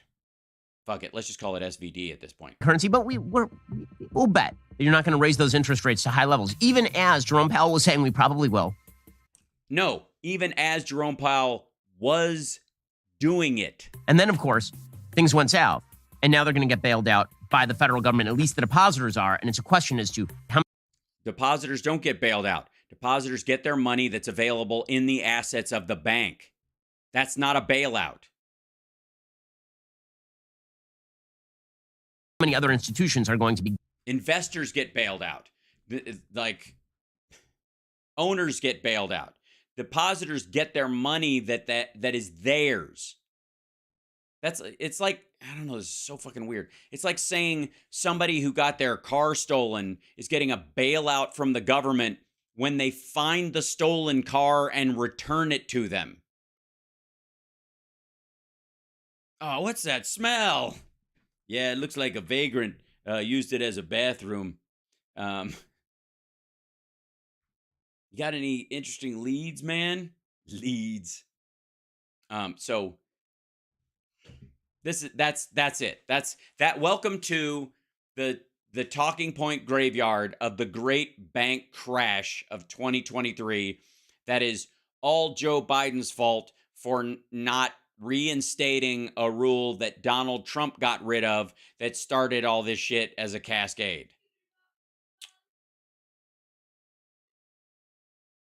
But again, I would like to remind you, the Republicans are the party of personal responsibility. If you do something wrong, you admit it.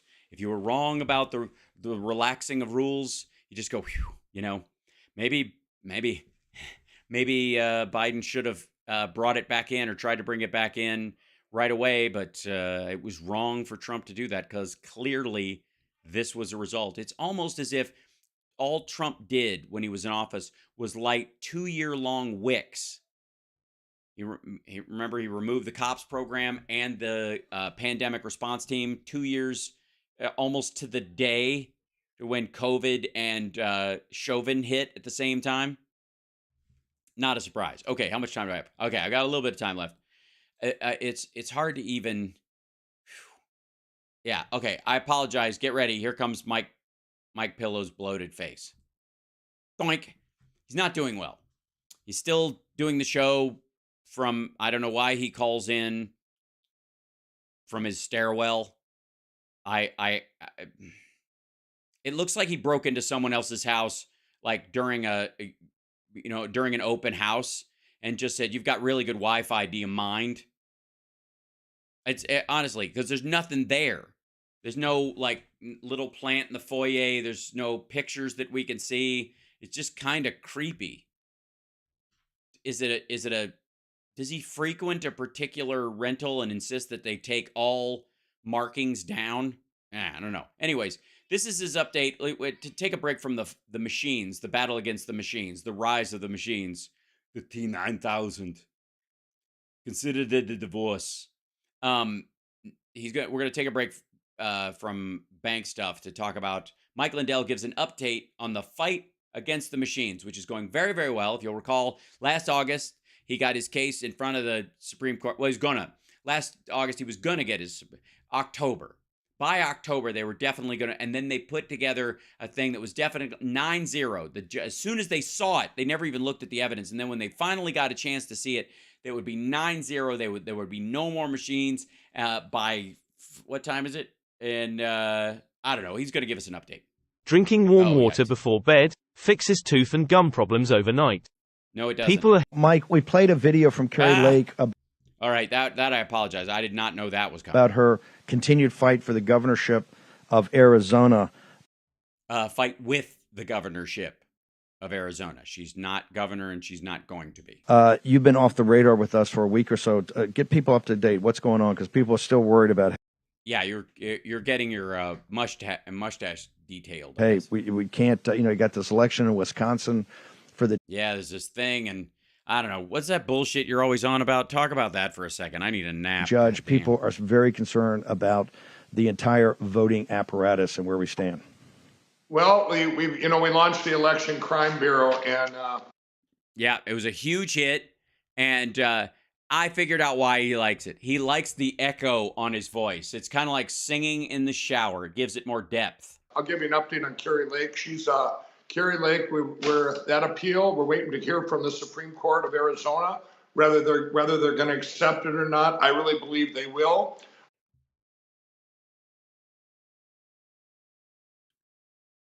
We've got great things going on. Right now, just an update. We've got Texas, California, Arkansas, Missouri. Yeah, just say states' names. That's enough of an update. I don't need to know what's going on in any of those. I just need to know that those states exist. Louisiana and Arizona, different counties in all those states to go.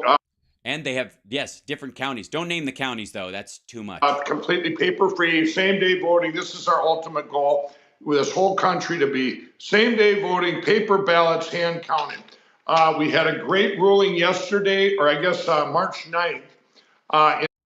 Yes, of their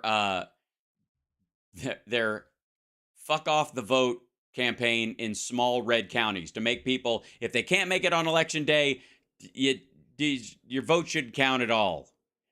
And they're only going to do this in counties that are already on board and would vote the way they vote anyways. And then you're going to have some situation in one of these 60-40 red counties where they start running interference and we only vote paper. It's all hand count and we only do it today. And then you see they like people blockading roads so people from certain parts of the city can't get to where they need to go to vote. In Texas, we've been fighting. We can always use the cast vote records. This is what we use to show that there was machine manipulation in every.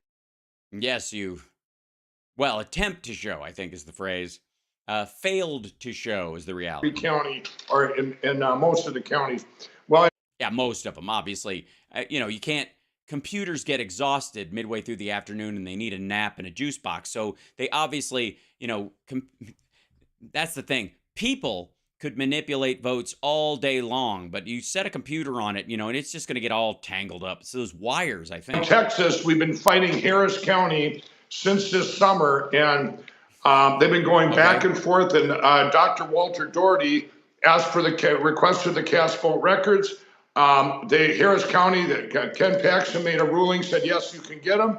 And then Harris County claimed that there was 7 bogus reasons not to give the cast vote records. That was their claim? They claimed there were 7 bogus reasons. That's interesting. It's how wonderfully introspective. Well, once again, Ken Paxton, the Attorney General of Texas, came back and said, no, you need to give them to him, and you need to give them to him now. And they said, nuh-uh. And I was like, uh-huh. And they're like, no. And I was like, you better. And I was like, why? And you're like, shut up. Well, it's kind of like Steve. He who has nothing to hide hides nothing. And they're pushing back again. Mm-hmm. What's your PIN number, Mike?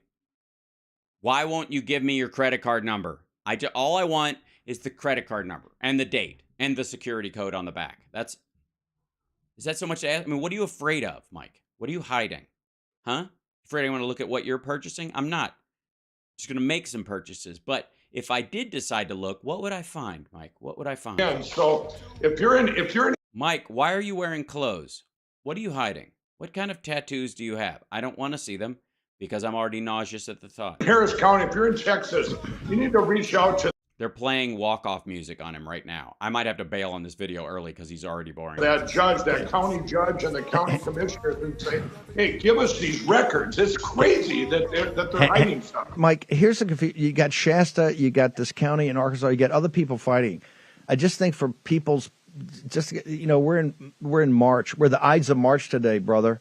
15, we're hurtling toward. You're the tip of the spear. You're the armor-piercing shell. You're the other military jargon, and obviously this is a fight for the future of our thing, or whatever you say. Why is this going nowhere? There's the primary season, and then we're going to be in the election. Is it in your mind, because you're our field commander on this,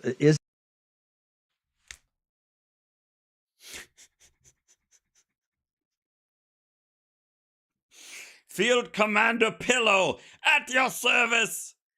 Hup, fluff, 2, 3, 4. Fluff, 2, 3, 4. Attention. Fall asleep. Is it logical to expect that we can get Field Commander. Fuck off. Oh my something God. done in the next year, the next 12 months, that or 15 months that No. It's been 2.5 years. No. Shit ain't happening. Not now. Not ever. Dunzo. Knock it off. It's a waste of time. You get nothing. Good day, sir. You lose. that we haven't been able to do in the last couple of years, sir? Sir. Sir. Oh, absolutely. You got Yeah, absolutely. We're just about to turn it to around. realize, Steve, the 2 years we worked hard on this, is now Yes, we didn't work smart. we're going to see the manifestation of all that hard work. We've got, Yeah, that's we right. actually have elections coming up this spring.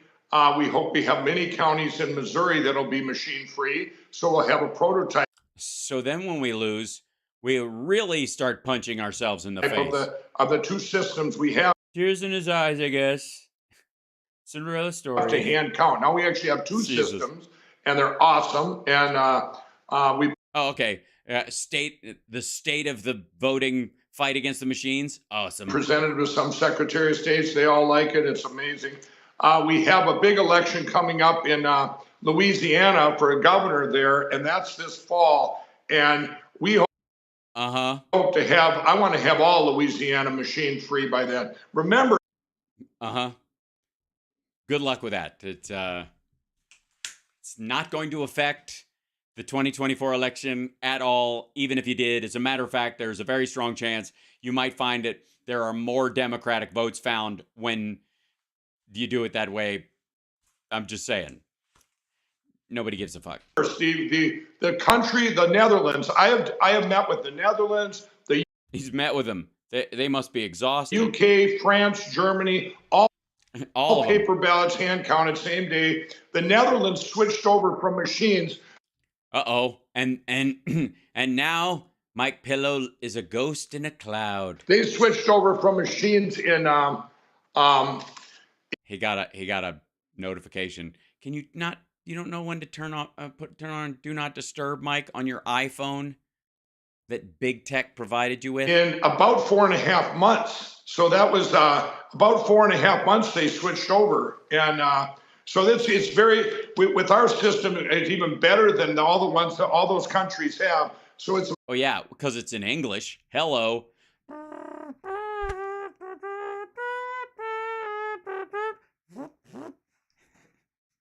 It's not in that weird gurgy language. it's going to be an easy process. And Yeah, simple. Like it take us an hour and a half tops.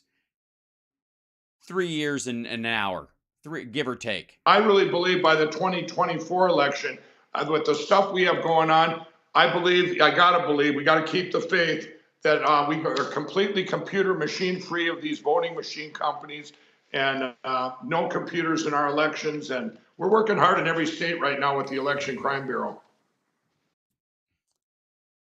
I think Steve's convinced. I'm convinced. I know you're convinced. What more? Sorry about that. Wrong button. How are you? What more could you need? I feel like I've learned so much. Okay, I've got a couple of minutes left. We don't need to do an hour of this stuff. Now, one of the things, hold on, let me see this. Yeah, here you go. So we're going to dip into a couple of things right now, kind of speed round in a little change of pace, because again, reserving the right to dip out of something because of the lack of clarity later on. There's a story we talked about last week where China brokered a deal between Iran and Saudi Arabia where they would resume, ties, where they would reopen their embassies and have ambassadors in them. Now, they stopped this in 2016 when Trump became president. They had them all during the Obama years. Weird. And then Trump became president and they didn't. And then midway through the Biden administration, they're back to having them again. Say about it what you will. That said, Iraq actually brokered this deal, just for the record. China came in at the last second and took credit for it and kind of put the spit polish on it, put a cherry on top, but effectively got nothing for it. Like, it is literally just the opening of those buildings and then embassies, which is, or embassies and ambassadors, which is fine. But it's not going to stop the Iranians from funding the Houthis in Yemen. There's no agreement that they would do this. It wouldn't stop the Saudis from fomenting the violence that's in the western part of Iran. Like, none of that was in there. And certainly no human rights shit. That's the one good thing about China brokering a deal for you, is that you're not bogged down with all that humanity. The Americans in the West, we always ask for that kind of shit. Like, you two behave, but also treat your people nice. Yeah, it's just it's gross of us, really. It's culturally insensitive. Don't we understand that being misogynist and gross is an intrinsic part of those societies, and they certainly couldn't survive without them, no matter what anyone says. But here you go. This is China brokers historic Iran-Saudi deal. Is she on top of the world? Is she on top of the world? Yeah, he is, Dinesh. Tell us all about it. Okay. Oh, sorry, hold on. Here you go. I have to hit play on this guy. Some very big news coming out of China and huge, and also out of the Middle East, which is being treated as small news or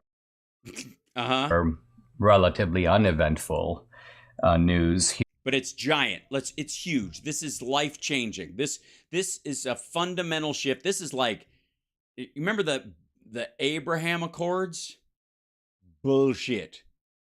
Trump ain't got nothing on she. Here in the United And arguably, even like I said, Iraq negotiated most of this deal. But in those terms, what Xi Jinping did between, establishing embassies and ambassadors going back and forth between Iran and Saudi Arabia, way bigger than, Qatar and the UAE getting along nice with, economically with Israel. United States. Here's a headline from the Washington Post.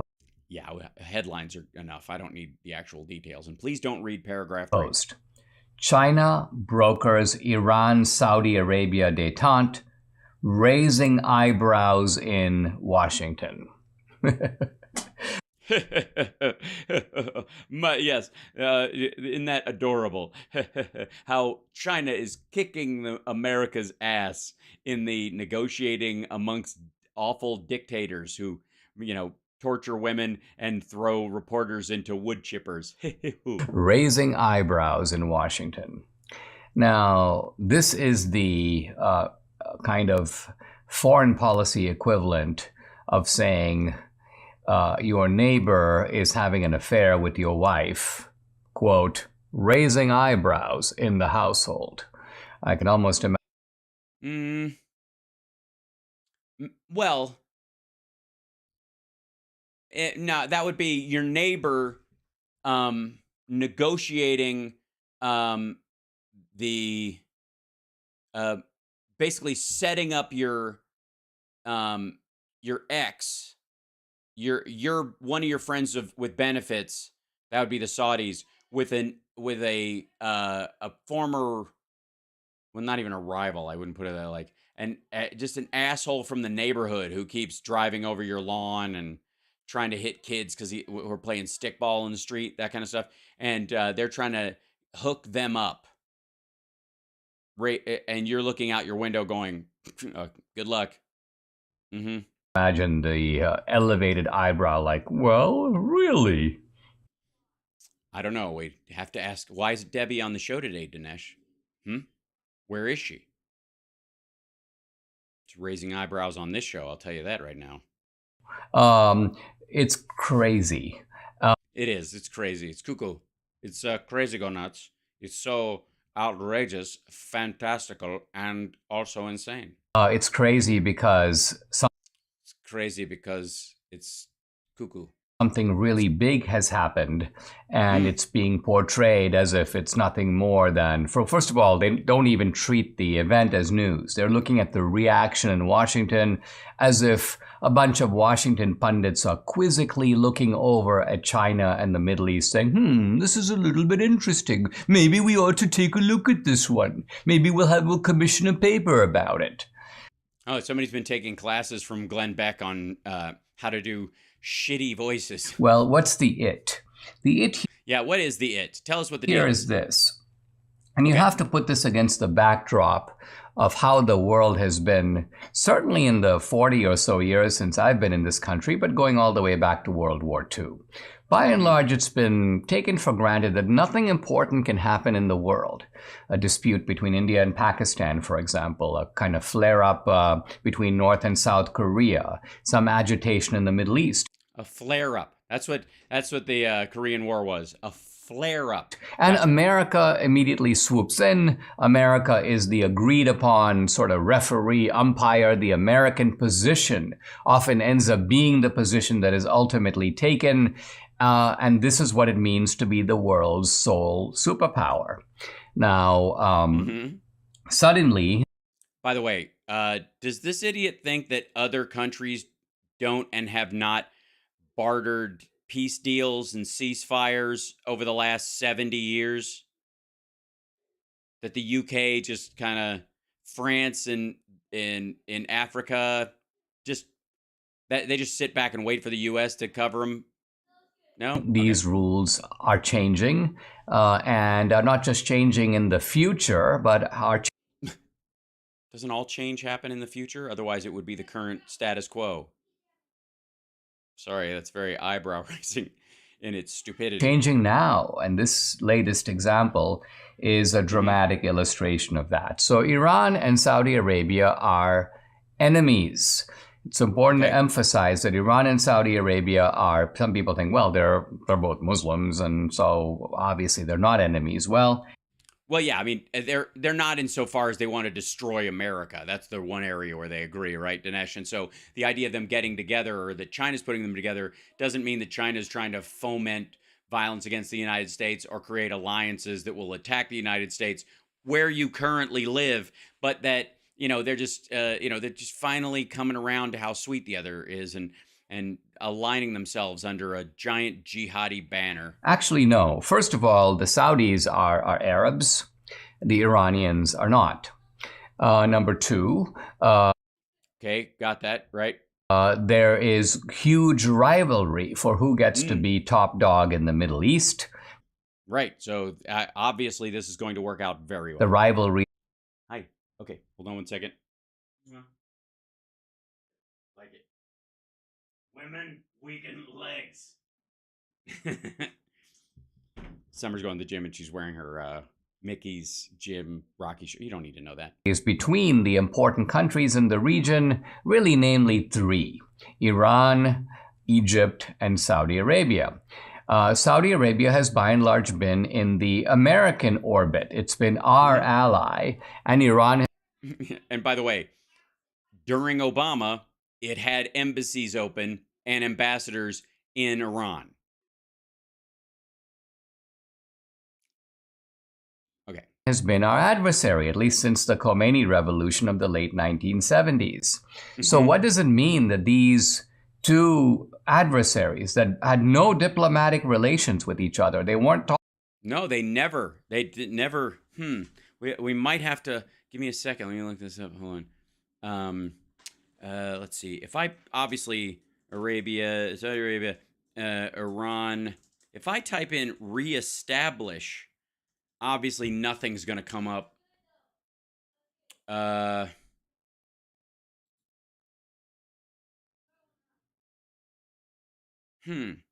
They never. Is that that's the phrase we're going to use? That's the...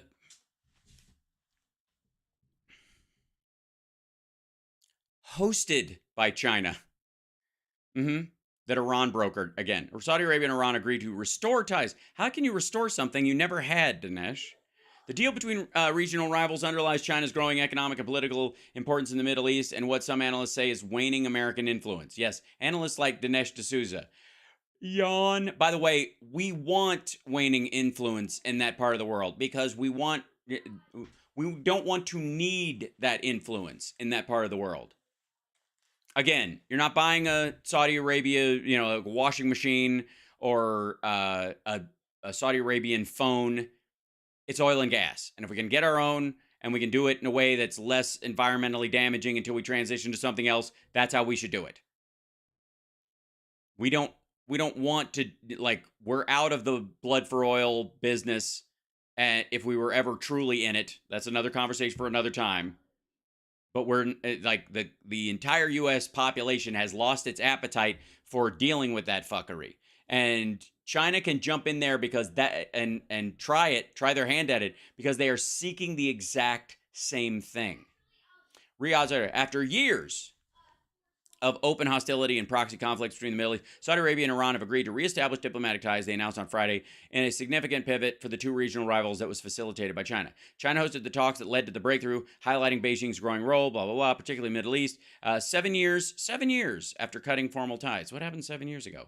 Oh, 2016? Is that? No. Okay. Iran and Saudi Arabia will reopen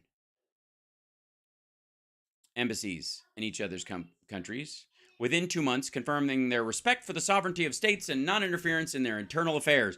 It sounds like the Russian-NATO foundation agreement, which I'm sure both of them will, in their alliance with Russia and their being friendly with Putin, totally honor. They said in a joint statement published by the official Saudi press agency, Iran state news media also announced the deal. The two countries agreed to reactivate a lapsed security cooperation pact, a shift that comes after years of Iranian-backed militias in Yemen targeting Saudi Arabia with missile and drone attacks, as well as older trade, investment, and cultural accords. Whether the shift leads to a deep or lasting détente between the governments that has been long in conflict remains unclear, but there have been signs that both nations wanted to find a way to step back from confrontation. Saudi and Iranian officials had engaged in several rounds of talks over the past 2 years, including Iraq and Oman, but without significant steps forward. Protesters, protesters outside the Saudi embassy in Tehran in 2016. Saudi Arabia cut its ties with Iran the year after protesters stormed the embassy over Saudi Arabia's execution of a prominent Shiite cleric. For the United States, the agreement signals that it cannot take for granted the preeminent influence it once wielded in Saudi Arabia, an ally that is charting a more independent diplomatic course, and elsewhere as China, a rising superpower, builds trade and diplomatic relations around the world. And again, good luck in your senior year. Talking to each other are now coming together, and they're coming together in important ways. Yes, very important ways. What are those important ways, Dinesh? They're going to open up diplomatic relations. So that means embassies, an Iranian embassy in Saudi Arabia, a Saudi embassy in Iran. Which, are they going to open them or are they going to reopen them? It's kind of important. They're also going to begin a trade partnership and a technology partnership while respecting, quote, the principle of non-interference in the internal affairs of states. So the Saudi... Right. That's why China could negotiate it, because neither one of them is going to tell them that they can't hang their women or torture them or poison them if they get uppity. These are not going to try to foment dissent in Iran. I say foment dissent, right. Let the women think they've got a shot. And the Iranians are agreeing not to. Oh, happy birthday, Kenneth Otto. Happy birthday to you. Happy birthday, Kenneth Otto. And JD Christie, thank you so much for that. Appreciate it. And Jolie, thanks for saying that as well. And Alan, thank you. By the way, like, subscribe, thumbs up. Also, happy birthday to Teresa K. Tack, the mostest fantastic greed arena. Yes, that's totally true. To do the same in Saudi Arabia. Now, this deal was brokered by China, apparently with some help of Oman and one or two other of the Arab kingdoms. But the meetings that led to this were held one or two of the Iraqs in Beijing. And there was a so-called, I'm now looking at it here, joint trilateral statement by the Kingdom of Saudi Arabia, the Islamic Republic of Iran, and the People's Republic of China. I think that this signals an exit of Saudi Arabia from the Western orbit. Not to say that. Don't let the door hit you where the good Lord split you. That Saudis won't sell oil, for example, to OPEC, or sell oil through a cartel system to the United States, but it means that we cannot count on the Saudis anymore. And really, why? It's because and they can't count on us. We have pushed the Saudis away. Mohammed. Aw, why? We pushed the Saudis away? It's terrible.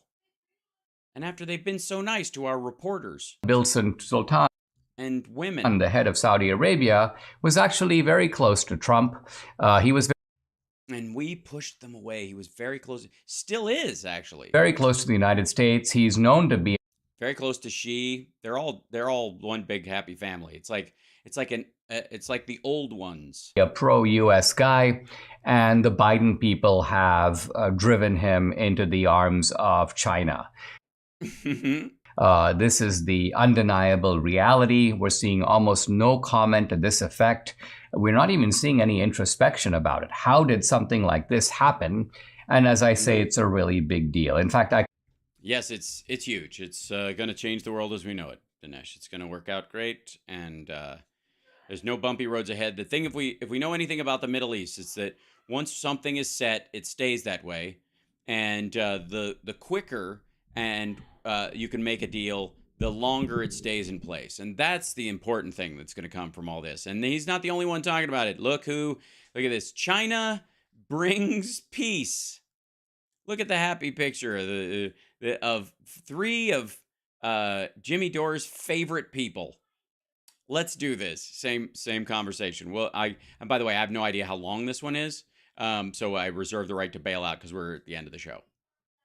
Can drinking water before bed burn 46 pounds in 2 weeks if you are struggling to lose weight? Chia seeds. Has nothing China to do with negotiated a peace deal between Iran and Saudi Arabia. I didn't know if you didn't know that they hated each other. They did. They did. They don't hate each other anymore. It's love, sweet love. And there's a proxy war happening in Yemen. Is there a proxy war with who? So we give. I guess Jimmy's going to have a hard time figuring out who's dealing with the Houthis at this point, right? If Saudi Arabia is shrugging off United States influence, then who's firing on the... All right, we'll see. Between them. Saudi state media affirmed the IRNA report with a press release. They saying Beijing, Tehran, and Riyadh announced that an agreement has been reached between Saudi and Iran. That includes... And the ran so far away. An agreement to resume diplomatic relations between them and reopen their embassies and missions within a period of not exceeding 2 months. Now, this is a huge deal. Why is this a huge deal? Because they've never had embassies, so they're reopening things that have never been opened in the first place, and that is people thought that was impossible. First of all, that Saudi Arabia and Iran are getting along together. That's not them time they were getting close to having diplomatic relations. Trump killed that General Soleimani, which then put a kibosh on peace talks, right? Because Israel... All right, but we'll just grab this. I don't know why he thinks this is what... I mean, maybe because he touched the glowing orb. Doesn't want this, and that's why... Oh, I see. He was seen as so this is really about Israel getting out of the Iran-Saudi business. Why Trump did that? And I see. So the essence of this argument, I think, is that that Israel controls the United States, and the United States foments war on behalf of the Saudis against the Houthis to keep the Saudis from being friends with the Iranians. Dear God, I smell almonds. Trump was a puppet of Israel. I see. Good. Yeah. Okay. Israeli puppet, Donald Trump. Gotcha. And so that's why he did that. I see. Okay. He didn't do that because he's a macho asshole who just wanted to notch his belt with a terrorist death because he felt inadequate because Obama got Osama bin Laden and that dogged him. And he just needed something he could bring up at speeches all the time. So he had somebody drone strike a guy in a car on the way to the airport who wasn't engaged in military activities at the time at all, and nearly started a multi-continent war because his dick is small. It's not because of that. It's because Israel's dick is small, and they wanted Trump to do that because they were scared. So they've got to... It continued. They also agreed that the ministers of the foreign affairs of both countries shall meet to implement this, arrange for the return of their ambassadors, discuss. So they're going to be all nice to each other. Yep, that's what's going to happen. Watch. You watch. Deal also includes a commitment by Iran, Saudi Arabia, and China to make every effort to strengthen regional and international peace and security. So, yeah. Now, when the United States makes statements exactly like this, Jimmy assumes that means the CIA and Raytheon and Walmart and Starbucks are going to send in kill squads to murder all the people and foment a coup in those areas, right? So, but when China says it, you take it at face value. When it's Saudi Arabia, Iran, and China talking, it says, look, it says right there, international peace and security. Those are words that they truly respect and honor in a way we never could. the United States doesn't bring peace to the Middle East. The United States brings fire and destruction and mayhem and murder and torture. That's how we try to get stuff together. China is out there working peace deals. Yeah. Yeah, that's how it's a peace deal. That's how, yeah, absolutely. It'll work out great. We'll watch it all play out. I have no doubt. Those bastards. The agreement calls for Tehran and Riyadh to respect other nations' sovereignty. Is there anything China won't stoop to? Right? First Peace. balloons and now this. Now peace. Additionally, Saudi Arabia and Iran agreed to implement accords that were signed in 1998 and in 2001. Weird. Who was president in 1998? Obviously, that great warmonger Bill Clinton, and of course 2001 they fixed it, with the great peacemaker George W. Bush. The talks between Tehran and Riyadh occurred. So both of those were like arbitrated and basically the U.S. was the brokering group during that, and effectively they're just going back to those. So it's pretty easy for China. Basically, they're doing the same thing with peace deals that they did with their other intellectual property stuff. They're just stealing it and putting their name on it. In Beijing this week, and the deal was inked during a ceremony Friday. China's most senior foreign policy official, Wang Yi, celebrated this as a victory. This is a victory for the dialogue, a victory for peace, and is a major positive news for the world, which is currently so turbulent and restive, and it sends a clear signal. We need to It so does. go to war now. Yeah, you better go. Tehran and Riyadh cut ties in 2016 after Saudi Arabia carried out an execution of a prominent Shia cleric. Yeah, not when Trump killed the other dude 3 years later, because they had already severed ties because of something Saudi Arabia did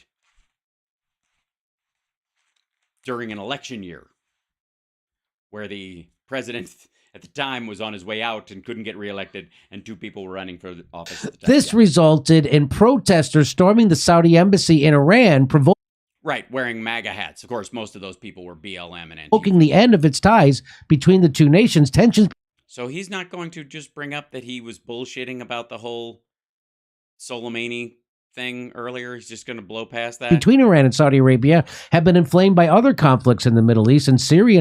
Maybe read these things before you put them into the keynote and have somebody in the office that you yell at on the regular install them so you can click through them button by button. In Iraq, Saudi Arabia backed the extremist forces, meaning... Whoa. In Syria and Iraq, Saudi Arabia backed the extremist forces, and Iran backed the armies of Damascus and Baghdad, meaning the U.S. Watch, he'll make it us. He'll make, when Saudi Arabia backed, quote-unquote, the extremist forces, that means the U.S. was between the two nations. Tensions between Iran and Saudi Arabia have been inflamed by other conflicts in the Middle East and Syria and Iraq. Saudi Arabia backed the extremist forces, meaning ISIS and al-Nusra. That's what they mean. Saudi Arabia backed ISIS and al-Nusra. Yeah, and don't you...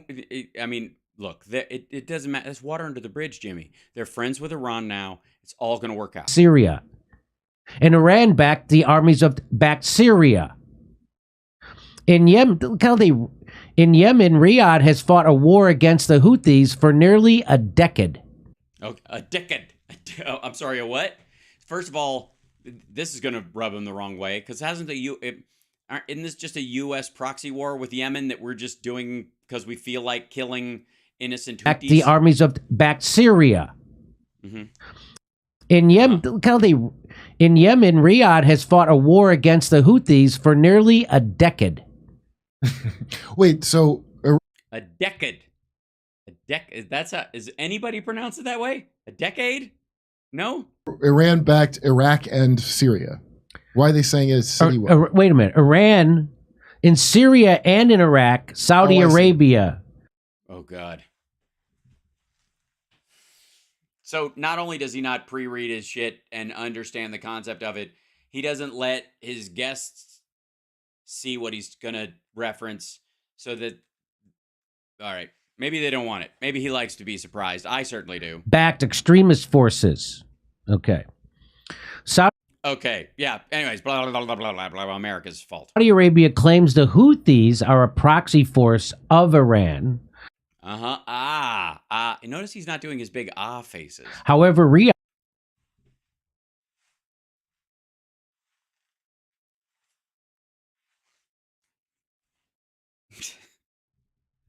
and its supporters in Washington have failed to present credible evidence that Tehran provides any significant support to the Houthis in Yemen. Oh, my God. Oh, my God. Like, they don't even know. Who are the Houthis again? I didn't read that part. Which side are we on? Is there a side? I don't understand. So then this just talks about when they almost... Honest to God, Kurt just said that to seem like he knows something when he absolutely has no idea what Jimmy's talking about. Came close to having a peace deal. And then that General Soleimani arrived in Baghdad airport January 3rd, 2020 with a diplomatic message for Saudi Arabia. Okay, so this is the part he read where he thinks this is where they broke it off. Because Trump fucking around and not talking to anybody.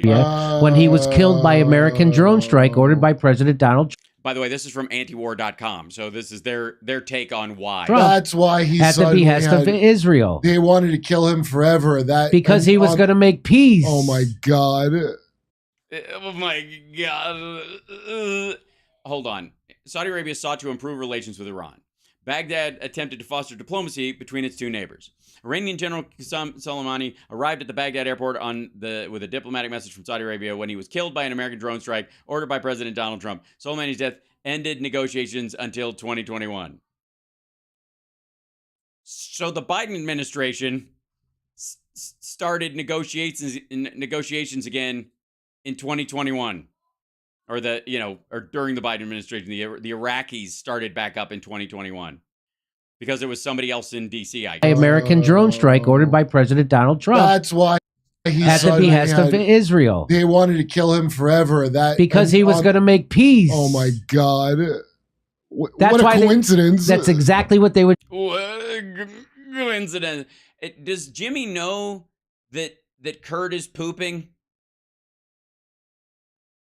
He is genuinely, that's the only reason to make that kind of a noise. Oh my God, and it's not going quietly into that good night. Is it just me? Good Due Lord. to Zelensky, if he made peace, they would kill him. Wow, the world. Right, yeah, that's what it was. Yeah, it was a threat. They threatened him.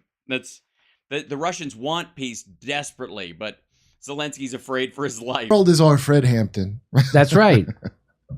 So that's why Trump did that. Yeah, because Israel made him. But he's still better than Biden because something else. Trita Parsi, executive vice president Parsi, you don't have to add extra R's. One's fine. of the Quincy Institute, said the deal was good news. This agreement is good news for the Middle East, since Saudi-Iranian tensions have been a driver of instability in the region. Wait, think? Are you sure they just couldn't find Soleimani the whole time? Yeah. So some people did. I think he thinks he was making a point. I guess that they started the deal making again in 2021 because they just thought he disappeared, and they were like, so he must have just never made it home, and that's funny. Disagree, of course. It's hard to joke and poop at the same time, I assume. I've never tried it in the same way that Kurt's never tried to joke. But this is a great thing, and it's bad for America because It's great because it's bad for Because America. China's got a lot more influence now in the Middle East because of this. Recall how the United States assassinated Soleimani while he was on his way to peace talks with Saudi Arabia. With Netanyahu and Pompeo as the main lobbyists for that lethal strike, Israel seems to have just lost its main coalition partner in the regional war it planned against Iran. It wouldn't be a Jimmy Dore video if he didn't read someone else's work and go, It's a good look. I don't know why that's not the face he doesn't use on all of his thumbnails. Just move the mic out of the way and take a picture, and just have that be the thumbnail for everything. It's sort of the face version of the noise Kurt makes. I mean, look, it's a peace deal in the Middle East. It's obviously got legs. Finally, we've got one, and I think it's permanent. So Israel loses another partner in war, and America? And the Saudi-Iran... By the way, he thinks Saudi Arabia would be Israel's partner in war against Iran. That's what they were counting on. Not that Saudi Arabia would, I suppose that they wouldn't sit it out that they would join Israel, or that they would just make opportunistic strikes against Iran if Israel decided to fuck with them. Peace brokered by China today may very well be the cornerstone for Petro-yuan. Petro-yuan.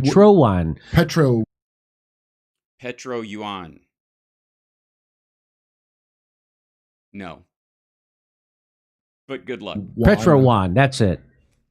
No. Do you see a W there, dum-dum? Yuan. Yuan. Run it together. Yuan. That's how you say it. Petro-yuan. Just give it a try. If you're going to pretend to know about this shit, at least practice. That's instead of a petrodollar, we have I see. a petro-yuan. Or a yuan. Meaning that they're going to start... Because Juan, I think you're thinking of a Pedro Juan. Juan Pedro, who's a great guy. Selling oil in Chinese currency, which is bad for the United States economy. No, it isn't. Because that will damage the petrodollar. And I don't want to explain what that is again. Because you don't know what that is again. There is no petrodollar any more than there is a petrophone, or there is a petroplastic, a plastic dollar, or a phone dollar, or a corn dollar. But the petrodollar is what Saudi Arabia does for... I don't want to explain it again, but I'm going to explain it for again. us, and it props up our dollar, which is why every country in the world uses the United States dollar as their reserve currency, and they use it to trade with each other. It's because of the petrodollar. It's going away because now they're going to start selling oil in Chinese currency, which they've never done before. Well, yes, and that sounds... just ask any financial trader. That's the safest path forward. I don't know how to even cover the ignorance that we're seeing here. Ugh. How could that harm us? Free market competition. Yeah. And then it's also paving the way for this BRICS, which is this new... Please tell me about the BRICS magic thermo Bitcoin. Another economic power center away from the United States. It's got Russia in it. It's got Brazil in it. It's got, I think, India. Is Venezuela in it? That would be BRICS plus. You're thinking of China and South Africa. Anyway, so this is and they got 3 oil producers. It's got 3?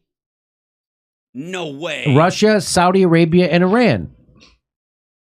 How hard will it be to create a new currency that's backed by oil and gas? Not hard. Not hard at all. I can't wait to see it. I can't wait for 4 authoritarian governments to have a conversation about whose dollar should be the prime mover in this equation. Because at least they'll, the other 3 will be free of the US dollar and its pesky demands. and they won't get any pesky demands at any point in the future from whoever the big dog in the room is. And I'm sure that the Russians are going to be happy to use the yuan. And I'm sure that the Chinese would be overjoyed to use the ruble. It's the strongest, fastest growing currency in the world, you know. The Indian rupee, I mean, it may have more of it in circulation materially than the yuan or the ruble, but, you know, I'm sure they'd be happy to sublimate and tie the worth of their currency to China's manipulation of their currency. What could possibly go wrong? Endless possibilities in a I don't even, the South African real, what is does it even have a shot? multipolar. So everything. Endless possibilities in a multipolar world. Everything's coming up roses. They said Trump was supposed to do, they're doing. Yes, everything Trump was supposed to do, China was doing, which is build up dictators and authoritarian governments and shit all over democracy worldwide. Yeah, he's a failure. But it's not for a lack of trying. He's saber rattling with nuclear powers. They're talking about putting troops in Mexico, invading our neighbors. Who's they? You mean Trump? They're alienating the rest of the world against us, so they now form economic power centers against us. They said Trump was going to do this. Biden and his oligarchy is doing this. Oh, I see. So Biden is... No, I think the concern with Trump was that he would align with these dictators and distance us from our actual allies.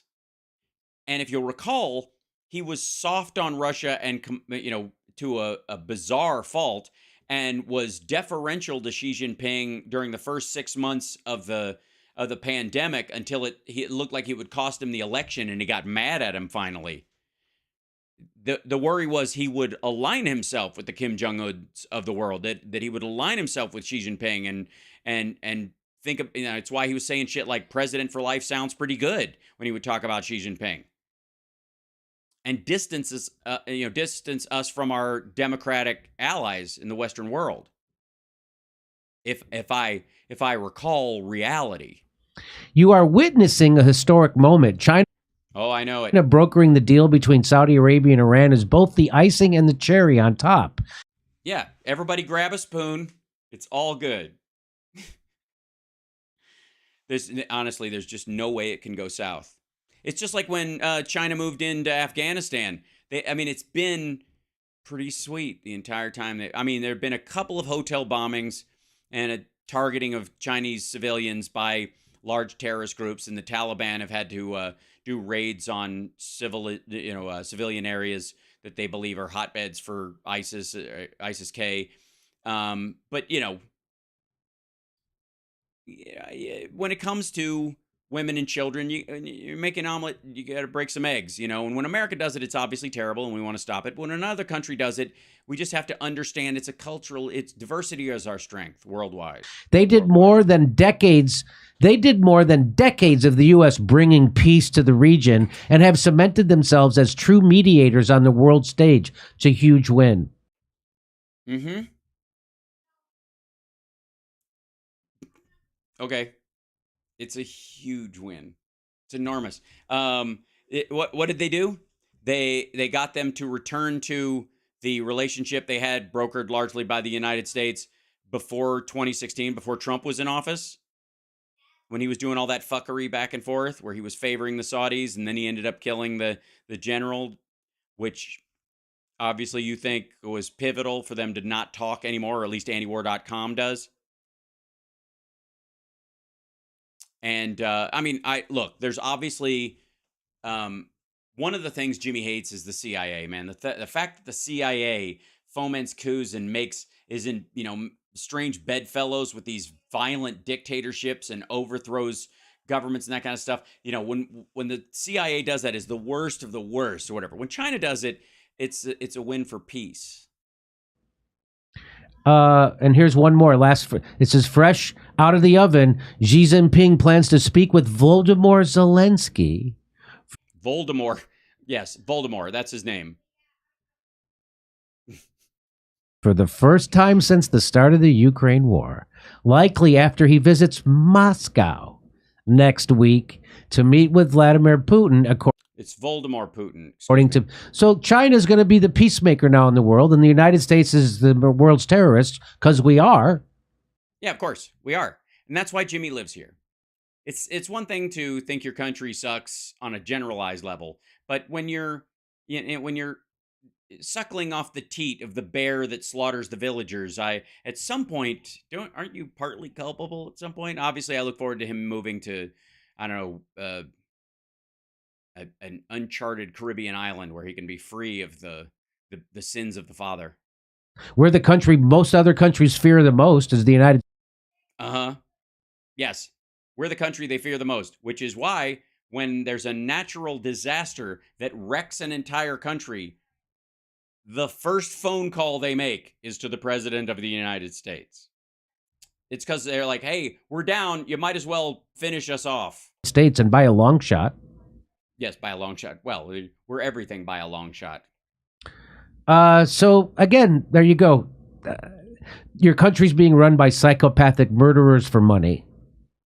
And China's leader is a lovable teddy bear, a Winnie the Pooh, if you will, of joy and happiness, who only wants peace for the world.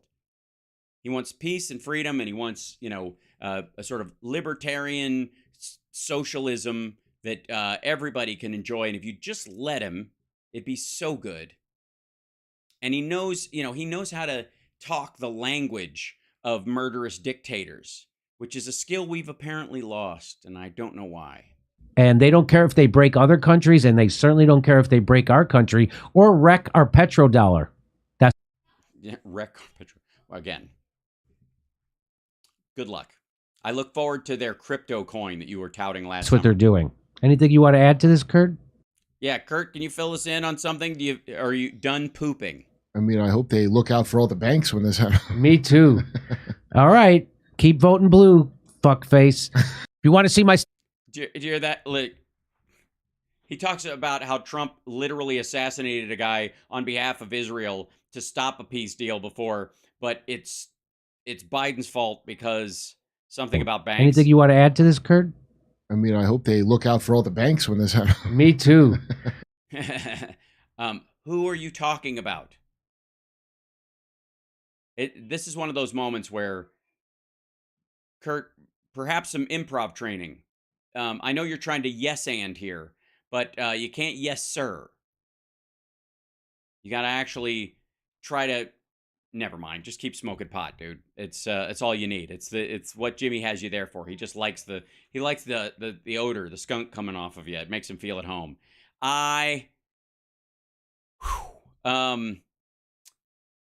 It's lovely that we have peace in our time, and it's for people who don't know China, aren't interested in knowing China, don't speak Chinese, have never been there. I hope that they live in a Truman Show-like cloche the rest of their lives, not knowing the extent of the awful that these partnerships are meant to create, and that when they fall apart, the violence that that we saw in Iraq will look like that between the United States and Iraq and Afghanistan. Once the Chinese decide to exercise their military might in these areas, because they feel safe enough, they feel insulated enough that they don't need the resources of these countries, or that they can claim them flat out. They will do the whole roll in. They will keep the oil, and they will nationalize it. They will claim it as a people in a way that the United States and Europe couldn't do. Even if even if the companies wanted to, we couldn't do it. Whereas China absolutely could. China could just decide this is Chinese property now. And I'm sure it'll all go very, very well. It's going to last. There won't be any extra, the Houthis are going to stand down. Yemen's going to go quiet. The Syrian conflict will cease because Saudi Arabia and Iran are back to where they were in 2016 when none of this, all of it was still happening. Anyways, I got to run bless you guys. I will see you tomorrow. The show tomorrow, interestingly enough, even though it's a Thursday, will be at the regular weekly time at 3 o'clock. If that's okay with you guys, that's cool.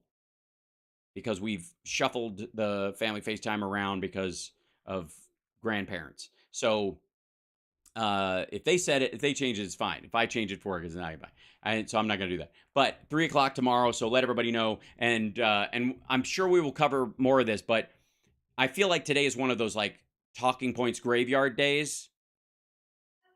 The bank one, obviously dead inside a few days. They will move on if they haven't already, like the train wreck in Ohio. And the same thing is true of this China, Iran, Saudi Arabia deal.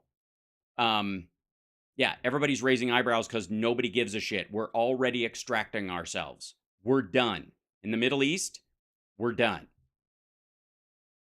We've got the partners that we have there because of financial reasons, not military reasons anymore.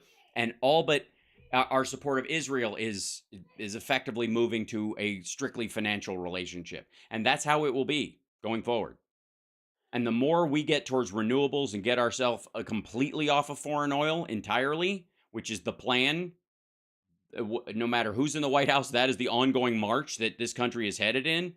And Trump can try to roll this stuff back or fight it all he wants to, but it wouldn't change a goddamn thing. He's not getting back in. But whoever, DeSantis, somebody, if they tried to get in and they actually managed to, they're not going to roll back this tide at all.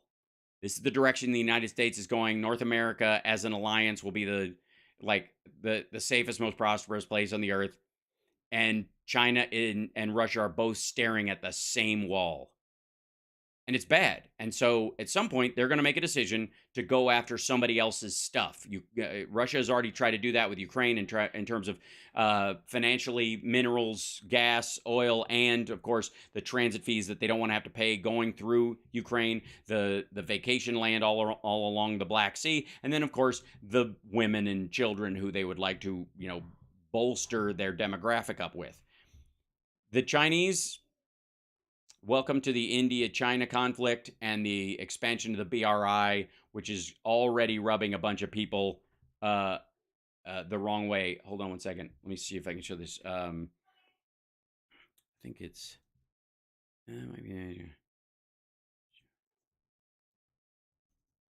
show you one thing.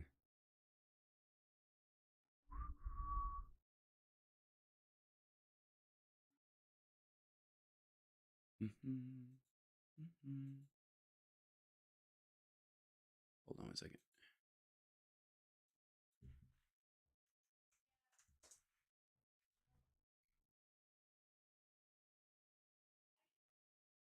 There you go. I try to get hold on. I want to show you one piece of news on my way out the door. I have to find it though.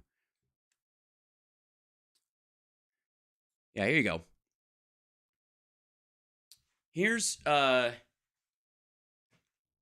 what Jimmy is backing. This is what Jimmy and Kurt, whoops, I gotta blow this up. Hold on. Yeah, this is what Jimmy and Kurt are backing. I just want to show you this on my way out the door. Many of you know the country of Kenya in Africa, which is, of course, where Obama is from, and birth certificate and all, obviously, and he was planted there by Antifa Marxists and turned into a Kenyurian candidate. But this is what's going on there right now. China Square, the cheap Chinese shop at the center of Kenya Row. Stop China invasion, save our businesses, save our future generation. A Chinese-owned shop selling cheap household goods at the center of a dispute in Kenya has reopened after a counterfeit complaint against it was dismissed. The row got into the heart of a debate about whether this kind of outlet hurts or helps Kenyans. What happened was that China started like trade status with Kenya, where the Kenyans would buy cheap Chinese goods and sell them in their shops as they do, just like Amazon and everything else. And then they started sending Chinese people in, and they set up a place called China Square, which is a giant mall. This guy, Lei Chung, came in, and he doesn't have to pay anything for shipping from China. So his goods are cheaper than everybody else's. And there are a few upset people in Kenya about this business model, which is ubiquitous throughout Kenya, one of the wealthier countries in Africa, one of the more up and coming countries in Africa, and they look at the Chinese trade deal that they made now as a snare. That this was a trick basically to loop them in, and that they are finding themselves surrounded by these China squares, these malls that sell Chinese goods cheaply to the locals and bypass all the retailers and everybody else who sells things in the country. They sell the same goods, but they don't have to pay shipping at all. They get it, the government of China supports it. They give it to them for free. So it undercuts anybody in the country. It does affect, it's imagine if Walmart was an outside influence in the United States instead of an internal one. It's doing that to the entire country of Kenya. There's a big thing about like wanting all the Chinese to be thrown out. It's a pretty shitty business model, yes. And yeah, these folks are pissed. And it's been going on for a while. They're like big there are protests all over the place with these signs everywhere. Because they feel like this is the BRI, the Belt and Road Initiative, taking over their country effectively, taking it out from under them, colonizing it, you might even say. But hey, make peace, right? Again, you can be completely dubious about America's desire in the world to make peace in places that, by the way, we came into, we were involved in, certainly, but we don't own. Anybody after World War II, certainly, right? We might have a base nearby at the request of the government, but if they ask us to leave, we're gone. That's how the rule works. That's not how the Chinese rule works at all. Anyways, I will see you guys tomorrow. Take care of yourself and take care of somebody else. And remember, if you're ever confronted with a choice that's the lesser of two evils, choose less evil. See you tomorrow at 3. My time.